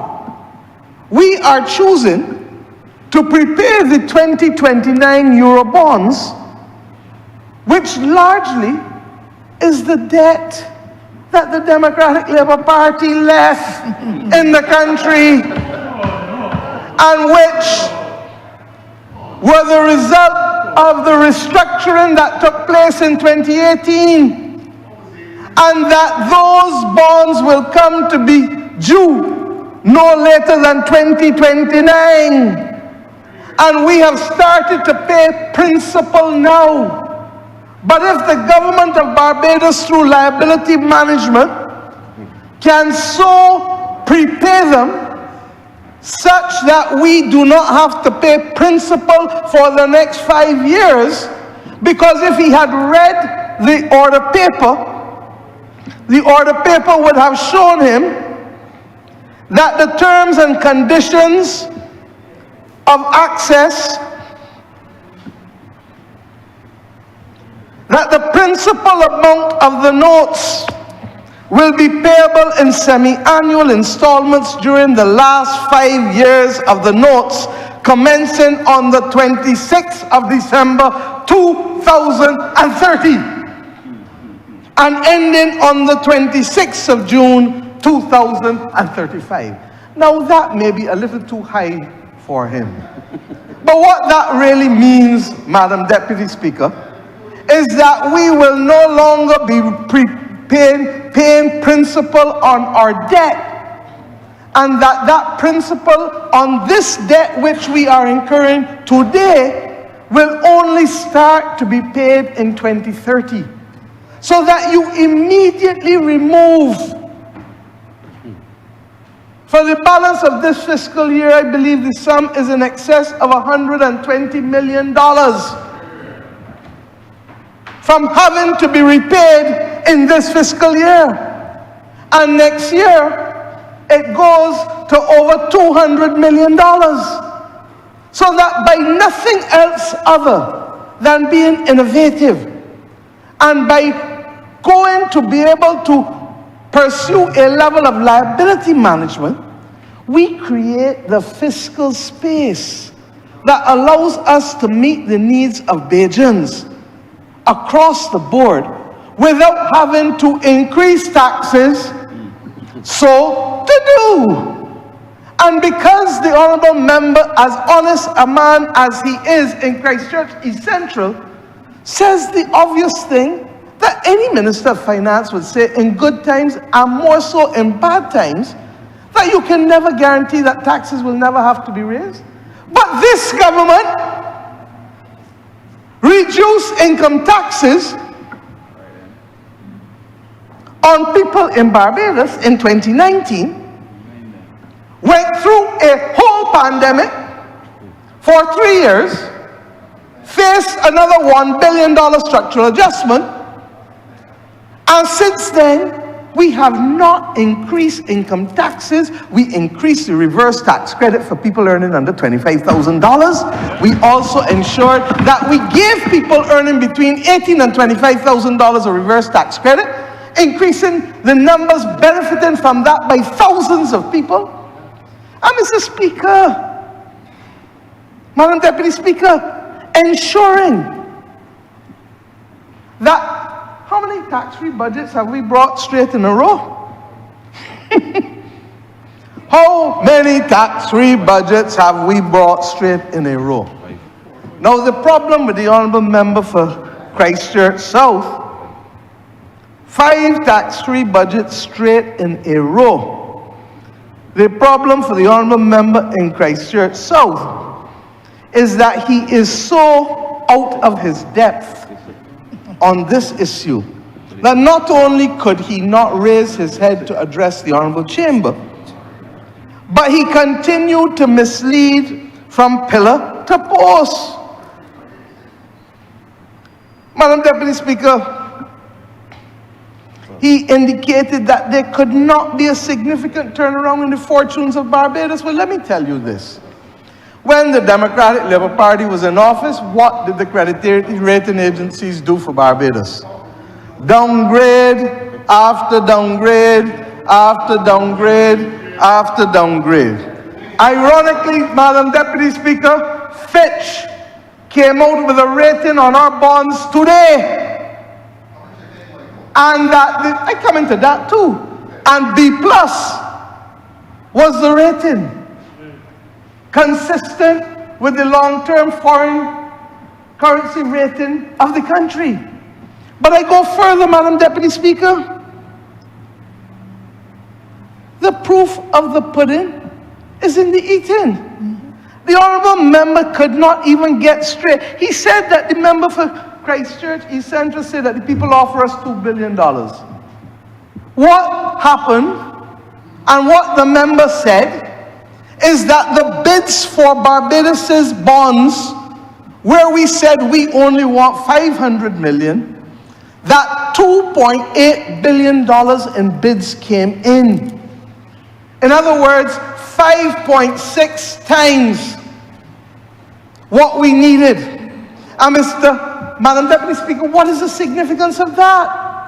Nobody comes to offer to buy what you are selling if they do not believe that what you are selling is worthwhile and of value. And that is the point that the honourable member is missing. And that he continues to believe that because he has some acting skills, that he can tell Barbadians over and over and over and over that they are suffering, that they are this, that they are that. And Madam Deputy Speaker, there may be pockets of people in any society that will have challenges. But Madam Deputy Speaker, he is so in love with his voice. Can you ever, and he's so in love with himself that anytime he sits down, the first thing he does is to go into his phone and start looking for comments from the handful of people who write him and start to smile as if he is experiencing the most pleasurable moment in life. Madam Deputy Speaker, let me tell you about him. The reality is, and focus on him, that his message about sufferation after sufferation in St. James North, from Ashton Hall in St. Peter, right back down to Mount Stanford, from out by Highway 2A on the weekend when they stood there telling all kinds of things, right back down to the coast again. He was not even able to ensure that his candidate could keep their deposit and sent back the deposit to the Treasury. But Madam Deputy Speaker, his message is resonating so much. His message is resonating so much. And I want to tell you that the reality is that he's not even learning from his mistakes. If he would take the time to be tutored, let us look, not by me, by those who are finance and economics gurus and specialists. Madam Deputy Speaker, let's look at the facts. Let's look at the facts. The bottom line is, rattled? Let me tell you, I would love to be rattled. Barbados went to the bond markets yesterday. Other countries whose credit rating is higher than Barbados. Our ratings are B or B2 or B plus, depending on which agency. There are other countries with B plus and B1 and double B minus, higher credit ratings. And the higher credit rating ought to mean lower interest rates. Those countries, he called about our 8%. Those countries are paying 8.25%. And before we went to the market, the increase in interest rates that the whole world has seen, you only got to turn on the television and see that interest rates have increased across the world. But the honourable member is speaking as if the world in which he is living is the world of low interest rates that the Democratic Labour Party presided over from 2008 after the last major financial crisis, when a conscious decision was taken to start to lower interest rates across the world. But Bajans are smarter than that, because Bajans understand the world in which we live, and they understand from the pandemic to the wars in Africa, to the wars in Europe, to the wars now in the Middle East, that they have all had a cumulative impact on the world.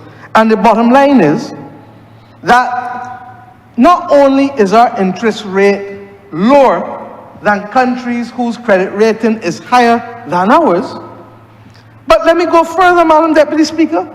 We have included for the first time at this scale of issuance natural disaster clauses and pandemic clauses. And Madam Deputy Speaker, he is going to continue to poo-poo them and deprecate them until the day that they have to be prayed into action by a future government of Barbados. And what will they do for us? That they will allow us to suspend the payment of interest and principal for 2 years, such that if something happened to us that is of a certain threshold according to the Caribbean Catastrophe Risk Insurance Facility that we use as the trigger, that we will be in a position to use that money to rebuild Barbados.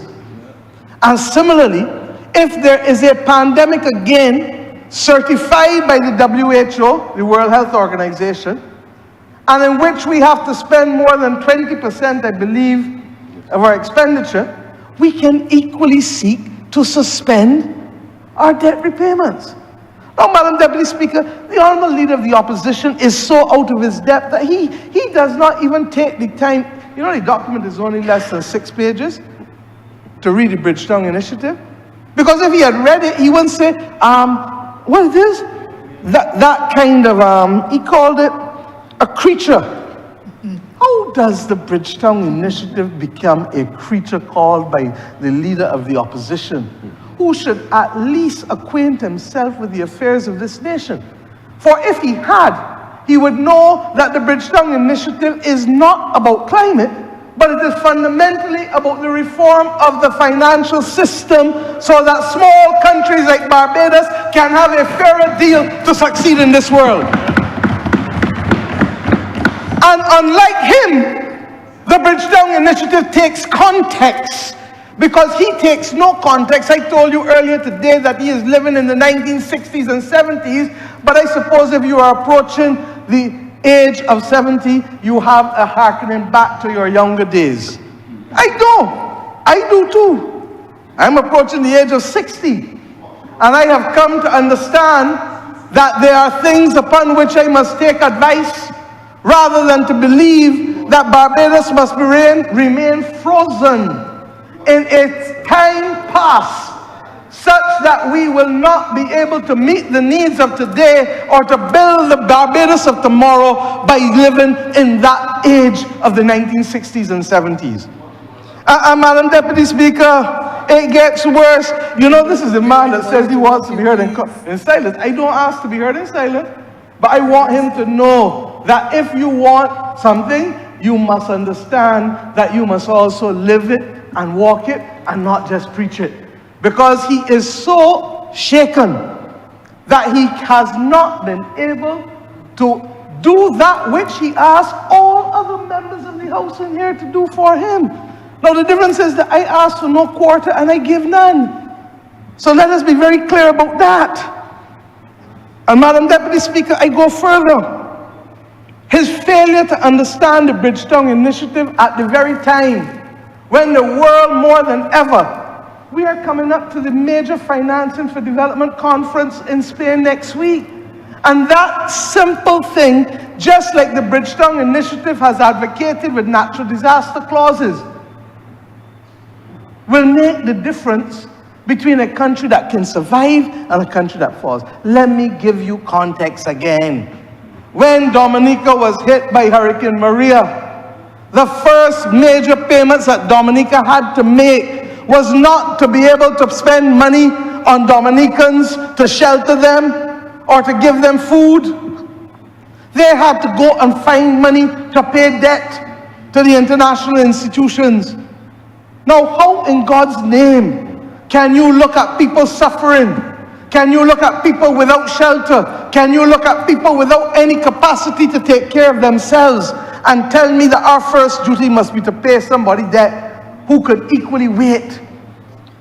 And the natural disaster clauses that the Bridgetown Initiative espouses does that. But the leader of the opposition's voice is so loud and booming in here that he, and repetitive in his woe of misery, tale of misery and woe, that he would want us to ignore the fact that the United Kingdom Export Credit Agency has followed Barbados with the natural disaster clauses and called them climate resistant, climate resilient clauses. That the World Bank has followed and introduced natural disaster clauses for all small island states of the world, which includes virtually 1/4 of the world's countries. But no, just like the debt swap, he redefines in ignorance what his understanding is, and then constructs a speech on the platform of ignorance, as if we are then to be able to say, oh no, you are so right, because you have now told us that this thing is what it should be. Ignore the credit rating agencies, all of whom have upgraded Barbados, all four, because that includes Carrie Chris. Ignore the World Bank. Ignore the International Monetary Fund. Ignore the Latin American Development Bank and Caribbean Development Bank, CAF. Ignore the Caribbean Development Bank. And above all now that the markets have spoken, ignore the markets. And then, Madam Deputy Speaker, his ignorance on these matters extends even, he says he likes to write. But clearly, when he writes, he does not write what he's heard appropriately or accurately. He spoke about the fact that the member for Christchurch East Central described Barbados as what? A mango ready to be plucked. Now, he knows that if he was in a court of law, the judge would have pulled him up for that, because he has deliberately or otherwise misquoted the member for Christchurch East Central. The member for Christchurch East Central said that the comments that he made about juicy and being plucked related to the primary surplus, not to the country Barbados. But so disingenuous has he been in this speech that he now transplants it and puts it and attaches it to the country Barbados, forgetting that when the records are called or the videos are played over, that the member for Christchurch East Central was referring to the primary surplus. And let me put it in context again, as the member did. Because we have adhered to a certain level of discipline, given the reckless behavior of the Democratic Labour Party, we have been able to take this country out of the doldrums where nobody wanted to do business with us. And even if they did, we had to pay the highest interest rate. He is worrying about 8% when they left a Credit Suisse loan of over 13%. Madam Deputy Speaker, what madness am I hearing in here today? And that was in a low interest rate environment when we are now living in a high interest rate environment. But that is typical of the member for Christchurch South. You know, it is a dangerous thing when you do not know, or you suspect that you don't care that you do not know. And when you don't know that you don't know, that is the most dangerous condition. And to come in here, can you imagine if he was in charge of the affairs of Barbados?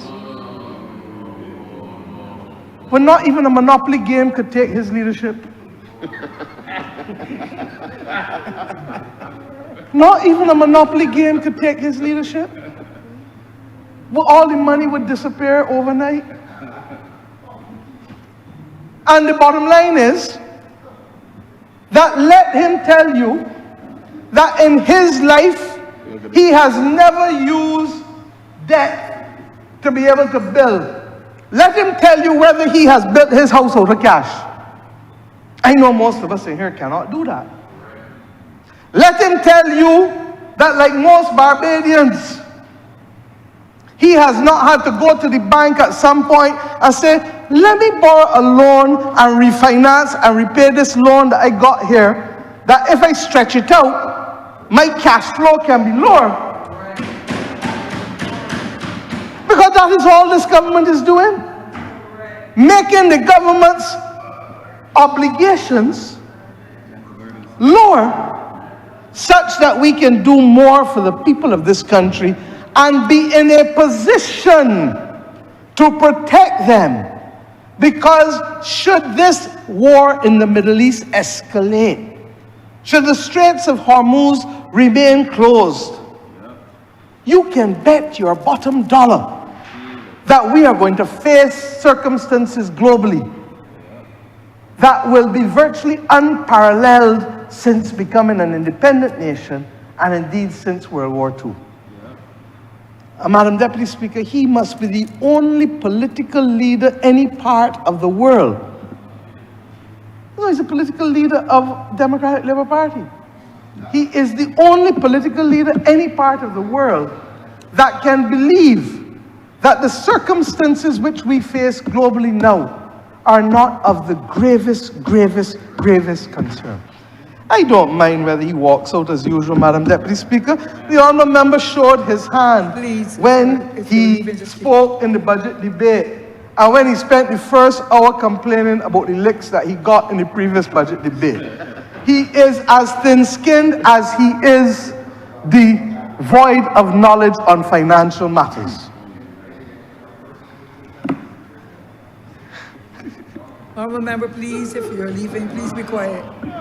Madam Deputy Speaker, if he feels that we are getting into his personal business, tell him we are start.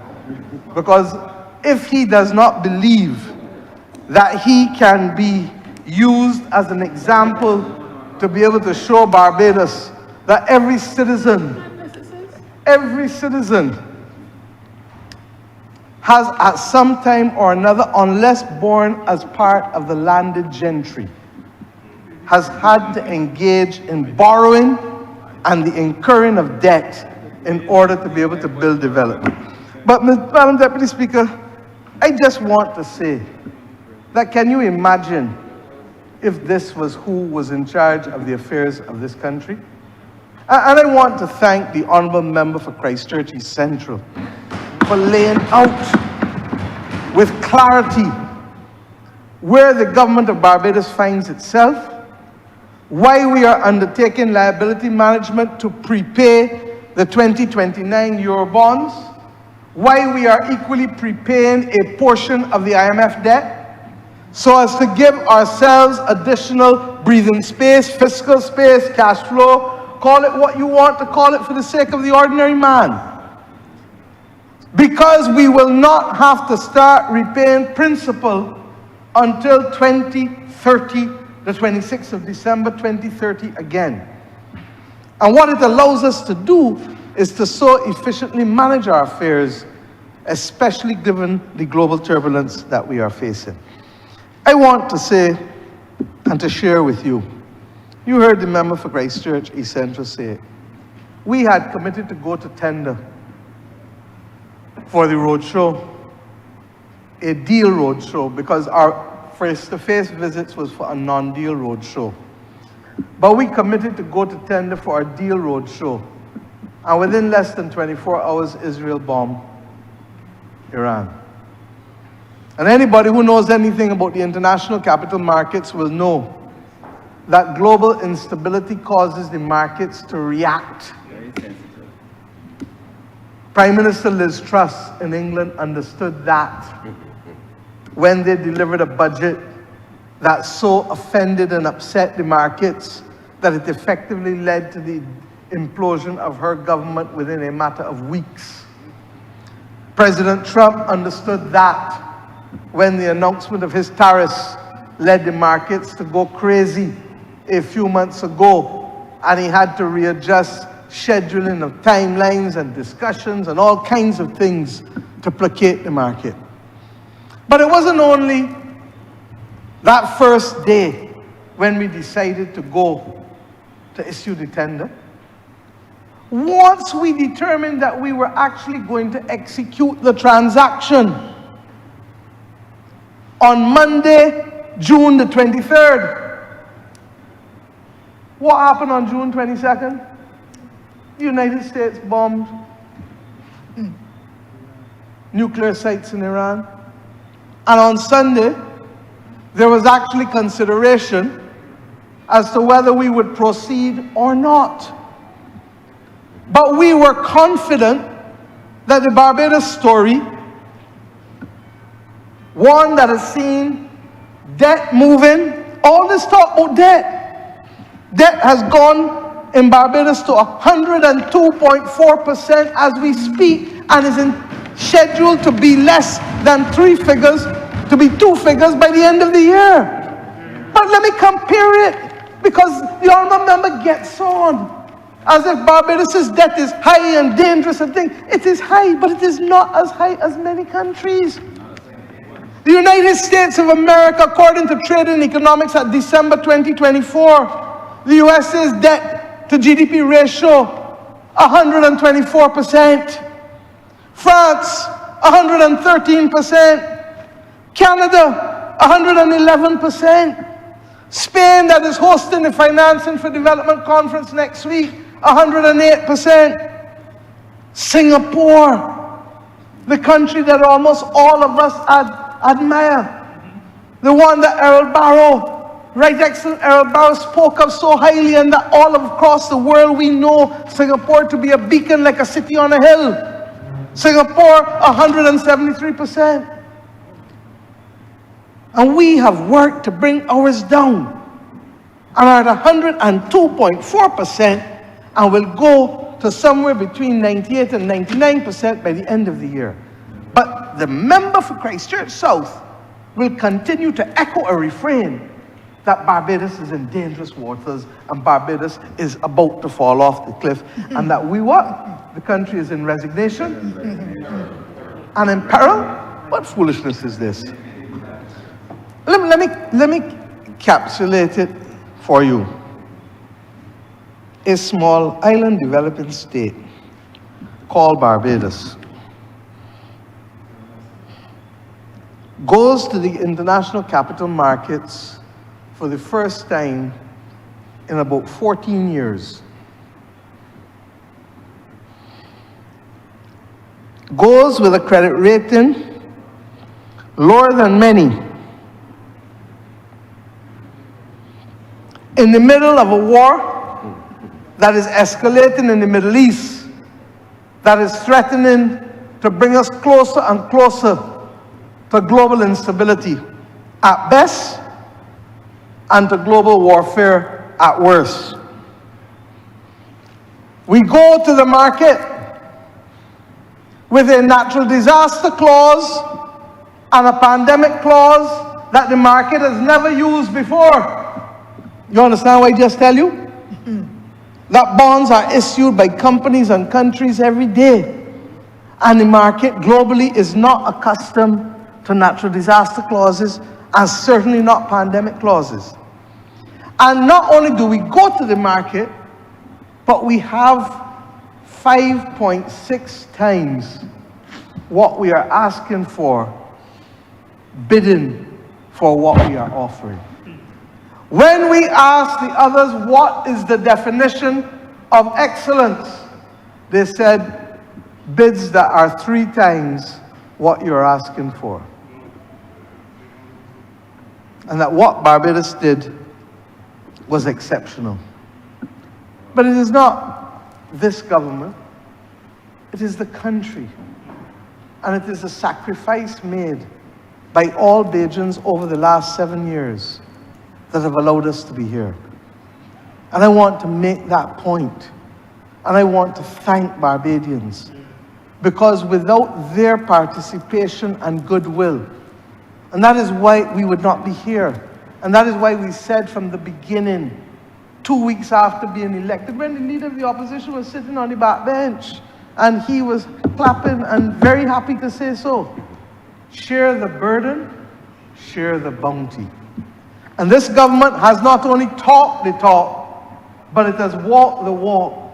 And contrary to all that they have said, when we return the $300 to each person over 18 who wants to get it, then it was reduced to being some form of welfarism and some kind of negative act.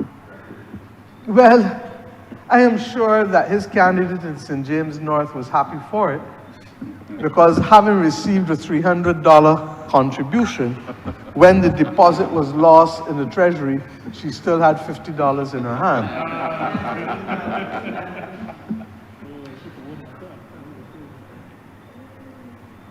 He asked about White Oak's fee, but I suppose that he could not face the truth and left before, because I promised him that I would address it. And he was, as usual, trying to cast innuendo and to indicate that we are paying out millions of dollars to White Oak or some exorbitant fee, and that we are frightened to tell the country what the situation is.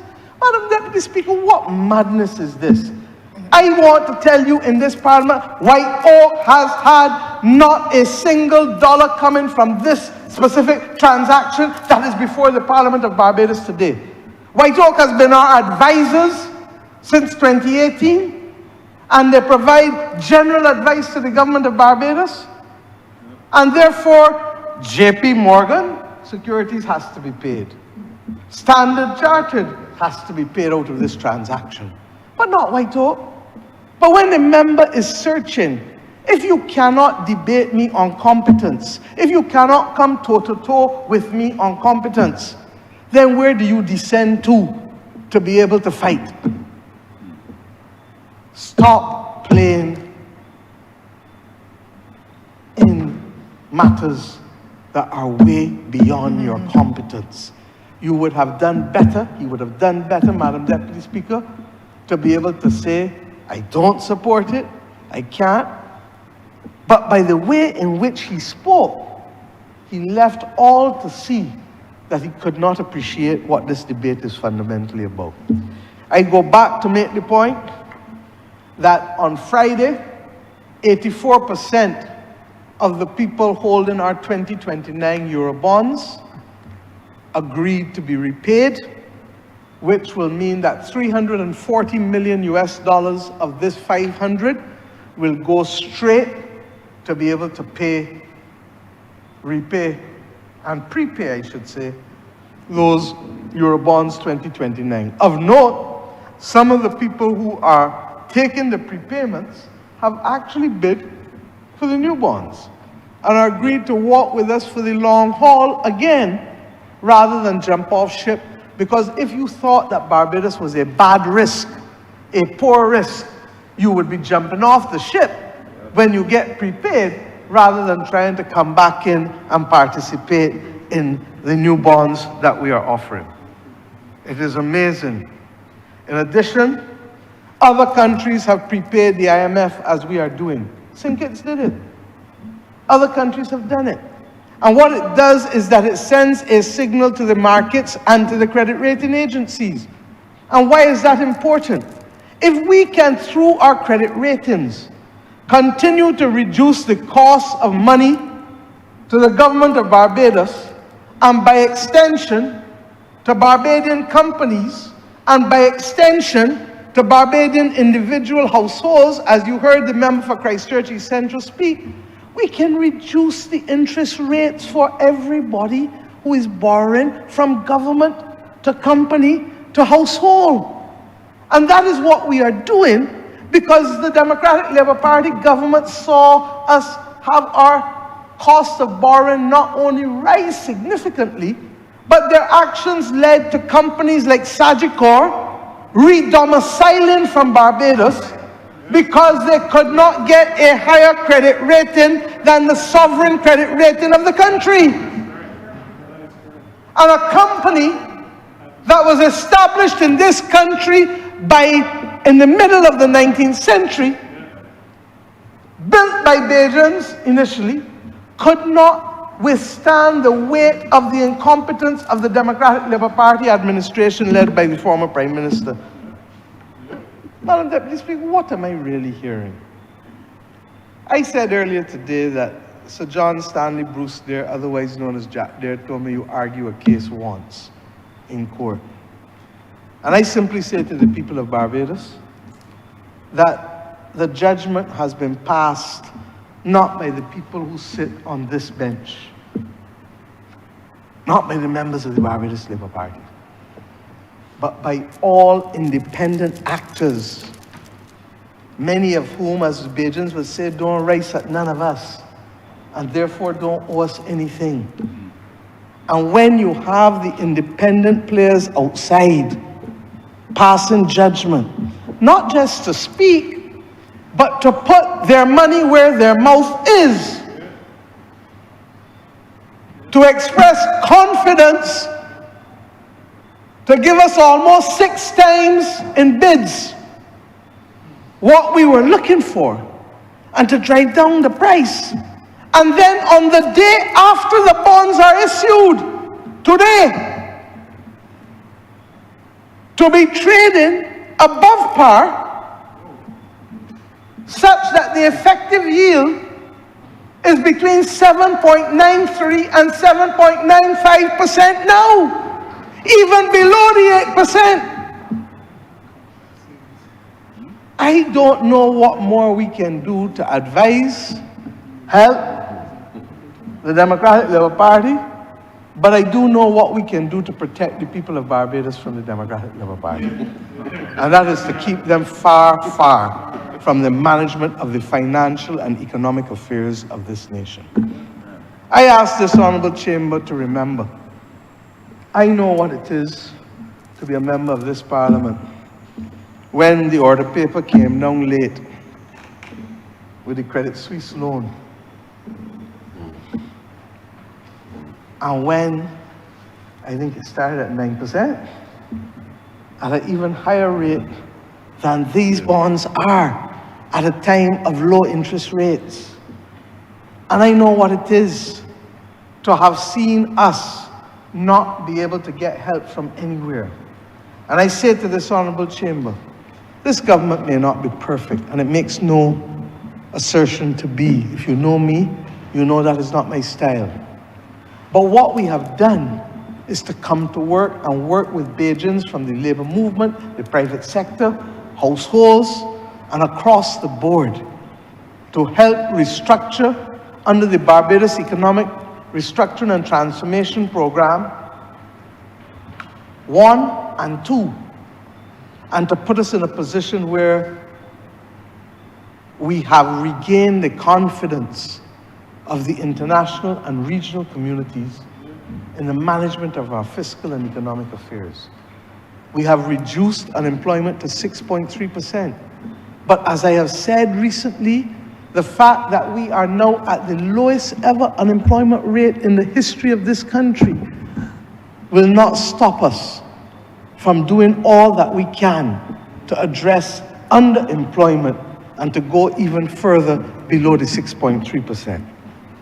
We have been able to moderate inflation in the last year to 1.4%, a situation that will help us start from a good position if there is a further increase in prices globally as a result of the Middle East conflict. We have been able to see real economic growth.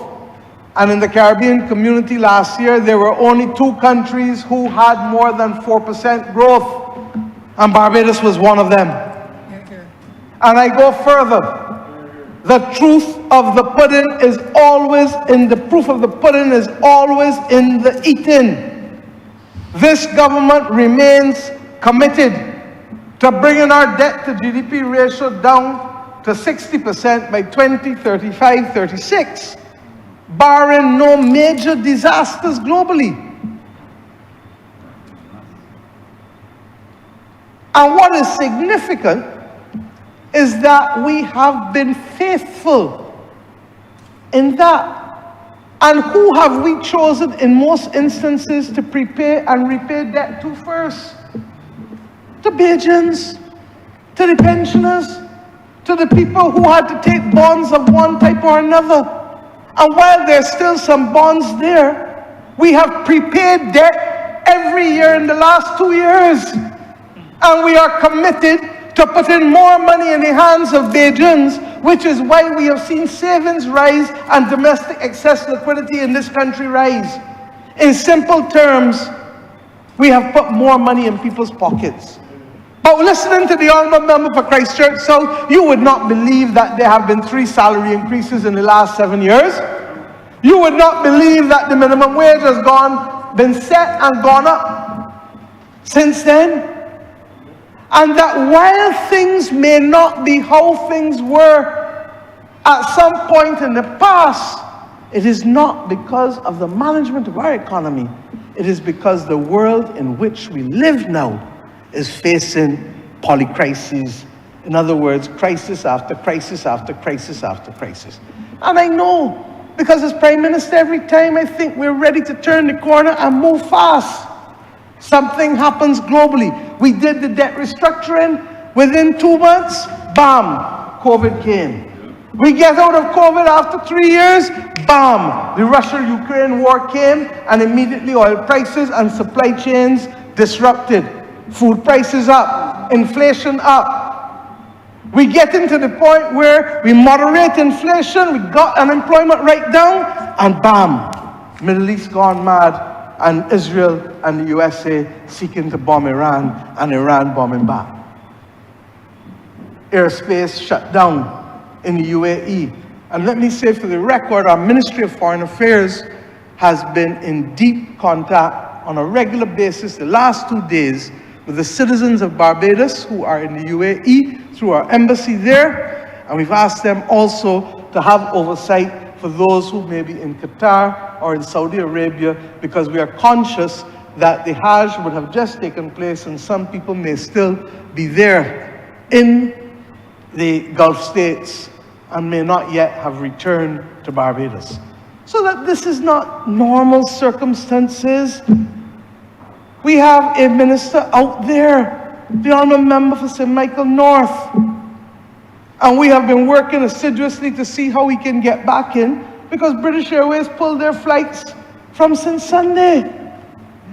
But you would have a member for Christchurch South come in here and pretend that this is debating class in first form at Harrison College. I can't even say sixth form. Because the extent to which he has reduced himself does not demand our respect for someone who has yet understood that context matters in debating. I want to say, Madam Deputy Speaker, and I give the assurance to Barbadians, that in this act, we have created fiscal space that will allow us to do more roads, that will allow us to support the hospital in a meaningful way, that will allow us to be able to clean up the country such that when we start to go into our 60th anniversary as a nation, from the 1st of December, that we do so as a clean nation, to allow us to be able to put in place any further requirements that the police may need and the other law enforcement agencies may need as we face these difficult times where people are trying to challenge the stability of this nation and the security of our people. And if you doubted that it took cash to here, go back to the Democratic Labour Party of 2013. They removed flexible payments, flexi-time payments for the police and others. From 2013, it took this government to reintroduce them properly. They removed free education because they had not the money to pay for it, and meant that people who would otherwise benefit from free tertiary education would not be in a position to do so. And I can go on and on with the litany of woes. No buses bought for 10 years. No sanitation trucks bought for 10 years. This government has taken a whole host of delivery of trucks, and another set are due to come next month in July that will put us in a position to start to move towards 2 collections a week. How do you think that happens? By twiddling your nose? By getting up in here and making statements that don't have no relationship with the truth? It happens, Madam Deputy Speaker, because we roll up our sleeves and think outside the box and try to work out how best to stretch the dollar. And you as a mother, you as a teacher would know, Madam Deputy Speaker, that the first duty of a mother is to be able to see how I can make what a little I got stretch to be able to feed and take care and clothe everybody. And she would be the first to go to the credit union and be able to say, I owe X here, I pay now $500 here in a payment that due in 3 years' time. I pay now $200 in another payment that due in 5 years' time, because all of a sudden now I'm paying both principal and interest. Can I borrow a little something more to get through these times from you? And instead of me having to pay out $700 a month, I can be paying out $400 a month going forward, even if in total you may be paying out for a longer period of time, but it allows you to manage and to get through from day to day and month to month and year to year, and to provide in essential ways what you need to keep that family together and to move it from strength to strength. We have done no different as a government. I want to salute the team, and I want for the record to read the team into the Hansard. The Honourable Member for Christchurch East Central accompanied me. The Director of Finance and Economic Affairs, Mr. Ian Carrington. The Governor of the Central Bank. The Chairman of the Growth Council, Mr. Doddridge Miller. Senior Economic Advisor, Dr. Arnold McIntyre.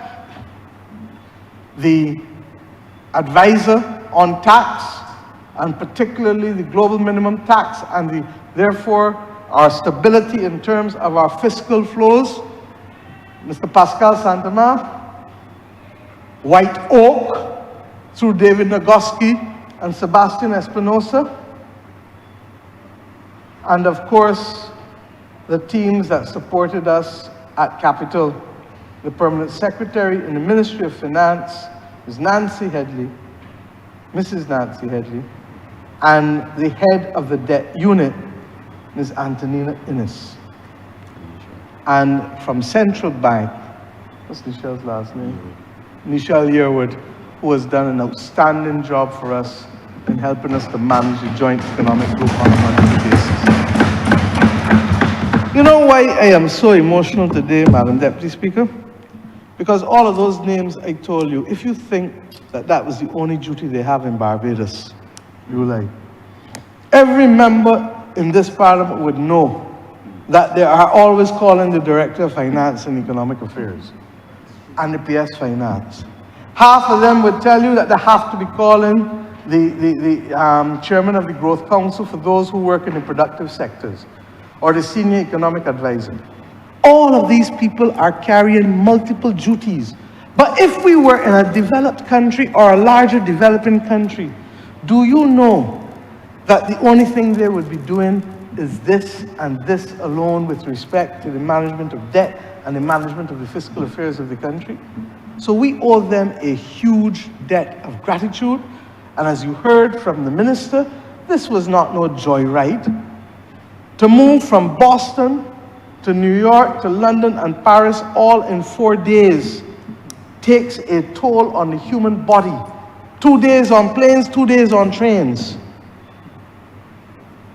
And I therefore want to thank everyone, and I want to say to this honorable chamber, the reason why this is important is that for 14 years this country did not have the confidence of the people of the world to be able to go back to the markets, either to borrow, for liability management, for financing purposes, for any purposes on the international capital markets.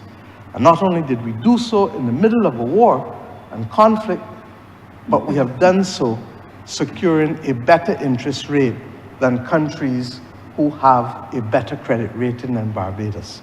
I am proud to lead Barbados at this time.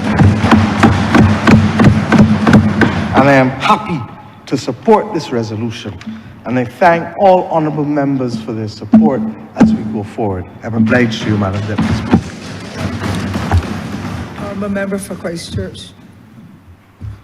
Question. Thank you very much, Madam Deputy Speaker. I promise not to be long. I see all the honourable members looking at me. I guess they thought that the debate We're here to discuss would come to an end. But I just want to add a few words to this historic debate. The first thing, of course, Madam Deputy Speaker, is I have to get up and support this. This is truly, truly a historic day today, because not only did we do something in terms of taking a report for a resolution for parliamentary reform in the first part, but then today to come and bring a bill for a historic debt, a historic bond issue, which has seen a tremendous vote of confidence in the people of Barbados, can only be seen as a historic day today. It is unfortunate, though, Madam Deputy Speaker, that the Honourable Member for Christchurch South is not in his seat. And I say that for two reasons. The first thing is, he picked an unfortunate concept of a fox losing its tail. But how many Barbadians have actually seen a fox? We are more accustomed to seeing monkeys. And we understand that the higher a monkey climbs, the greater he shows his tail. And you know, Madam Deputy Speaker, if you could sign up somebody other than yourself for financial literacy courses, we would have to sign up the member for Christchurch South today. Because he absolutely showed he does not understand financial matters at all, at all, at all. At no time in his discourse did he show any proficiency in understanding what this particular matter was doing. Madam Deputy Speaker, I want to be very, very clear. There is no member of the Democratic Labour Party that can lecture the people of the Barbados Labour Party about debt. None of them at all. And I say why. When they came to this honourable chamber, they came to print money. We have not come here to print money. We have come here to give fiscal space for the people of Barbados. And you could not say it better than the Honourable Prime Minister. What it is it gives you, even although it gives you a longer term to repay, the quantum that you prepay, the quantum that you amortize is less. So it means that your cash flow is better. Anybody who understands wealth, understands debt can be used to your advantage as long as you manage it well. And that's exactly what this is doing today. It is using debt to your advantage and using it in a way that you can manage it, and manage it in a way that you get more cash flow. And what does that cash flow mean? That means that you have better chances to spend that difference, that delta, between what you were having to pay in debt repayment before and what you're paying in debt repayment after, by extending the term, even although the interest rate increases. You know, it is something that people who understand numbers understand this. It is simple. It's simple. You can see it. It's like how you see the numbers, like how somebody sees day and night. It is obvious, because when you come to refinance, you refinance at a better term, and that's exactly what we're doing here today. But you know, I wanted to say to the Honourable Member, because he made it very clear that we are borrowing money to repay a loan. But if you borrow money to repay a loan, you're not increasing. If your loan is X, and then you borrow X to pay back X, then there's no increase. It's not X plus Y. X remains the same. So that means then the Honourable Member does not understand the concept, does not understand the extension of loan, does not understand amortization, does not understand how to finance, and instead only comes with lies and innuendo. The only thing, it was interesting because the Honourable Member says that the only thing growing in Barbados was crime, he said, and prices and cost of living. Drug and crime. Well, the only thing growing is the number of people leaving the Democratic Labour Party under his leadership. He forgot that. And let me say, Madam Deputy Speaker, I was at a concrete pour on the weekend. And I was able to have a discussion with the leaders of Ready Mix who were providing the concrete.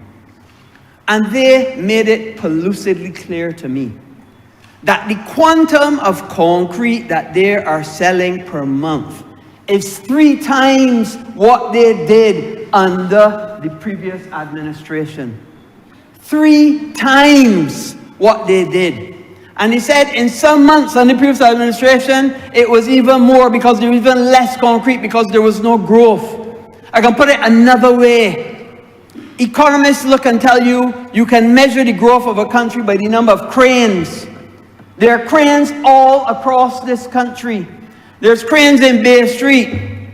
There's cranes in the north by Nikki Beach. There's cranes by Royalton. There's cranes by Hyatt. There was a crane by Indigo. And those cranes are there because the country is growing. The country continues to grow and grow at a rapid pace. You know, the biggest problem that we are facing now, Madam Deputy Speaker, is not whether we can keep the pace, but can we get enough steel into the country to meet the needs that we have for the growth and construction that we're having?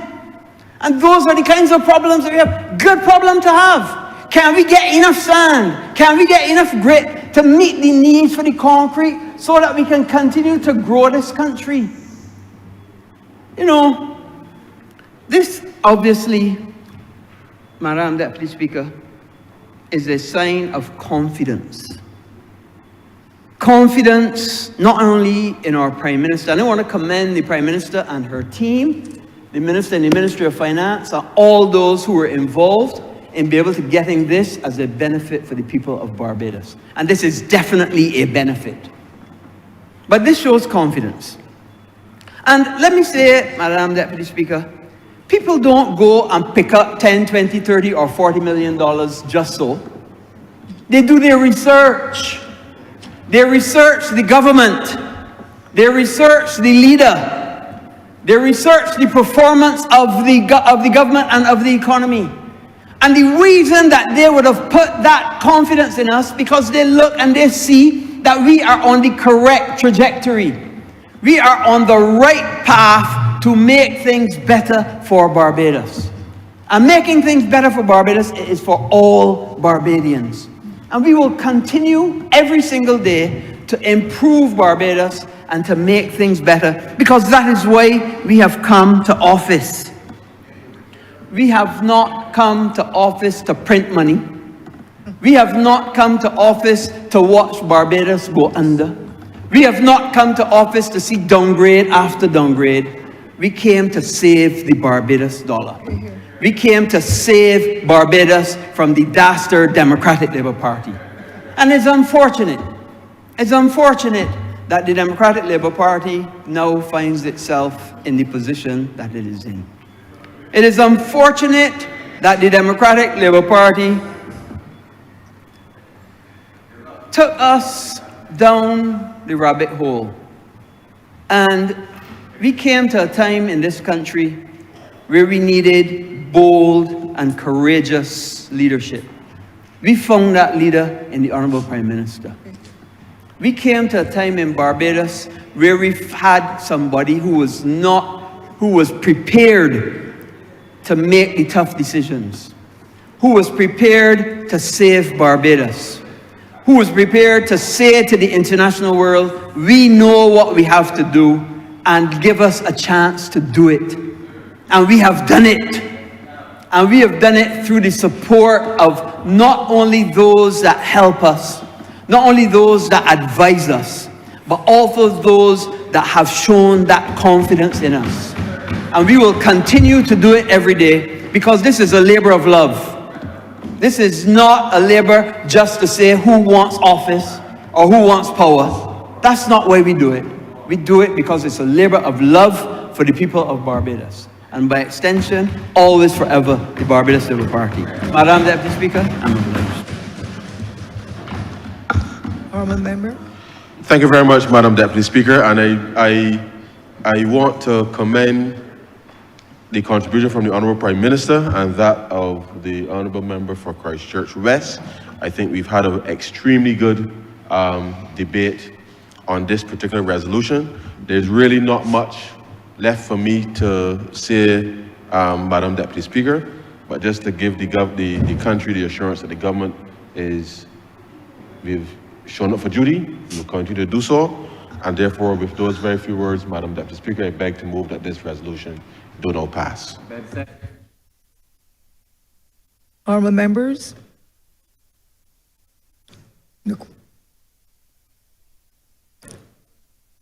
The question is that this resolution do not pass. All honourable members in favour, please say aye. Those against, please say no. We think the ayes have it. This resolution now stands passed.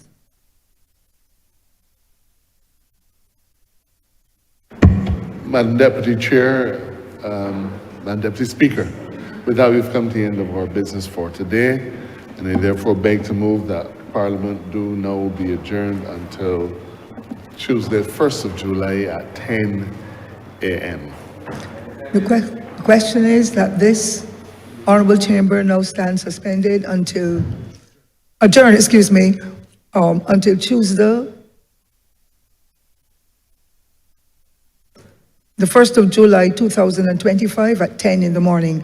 All honourable members in favour, please say aye. Those against, please say no. Methinks the ayes have it. This honourable chamber now stands adjourned.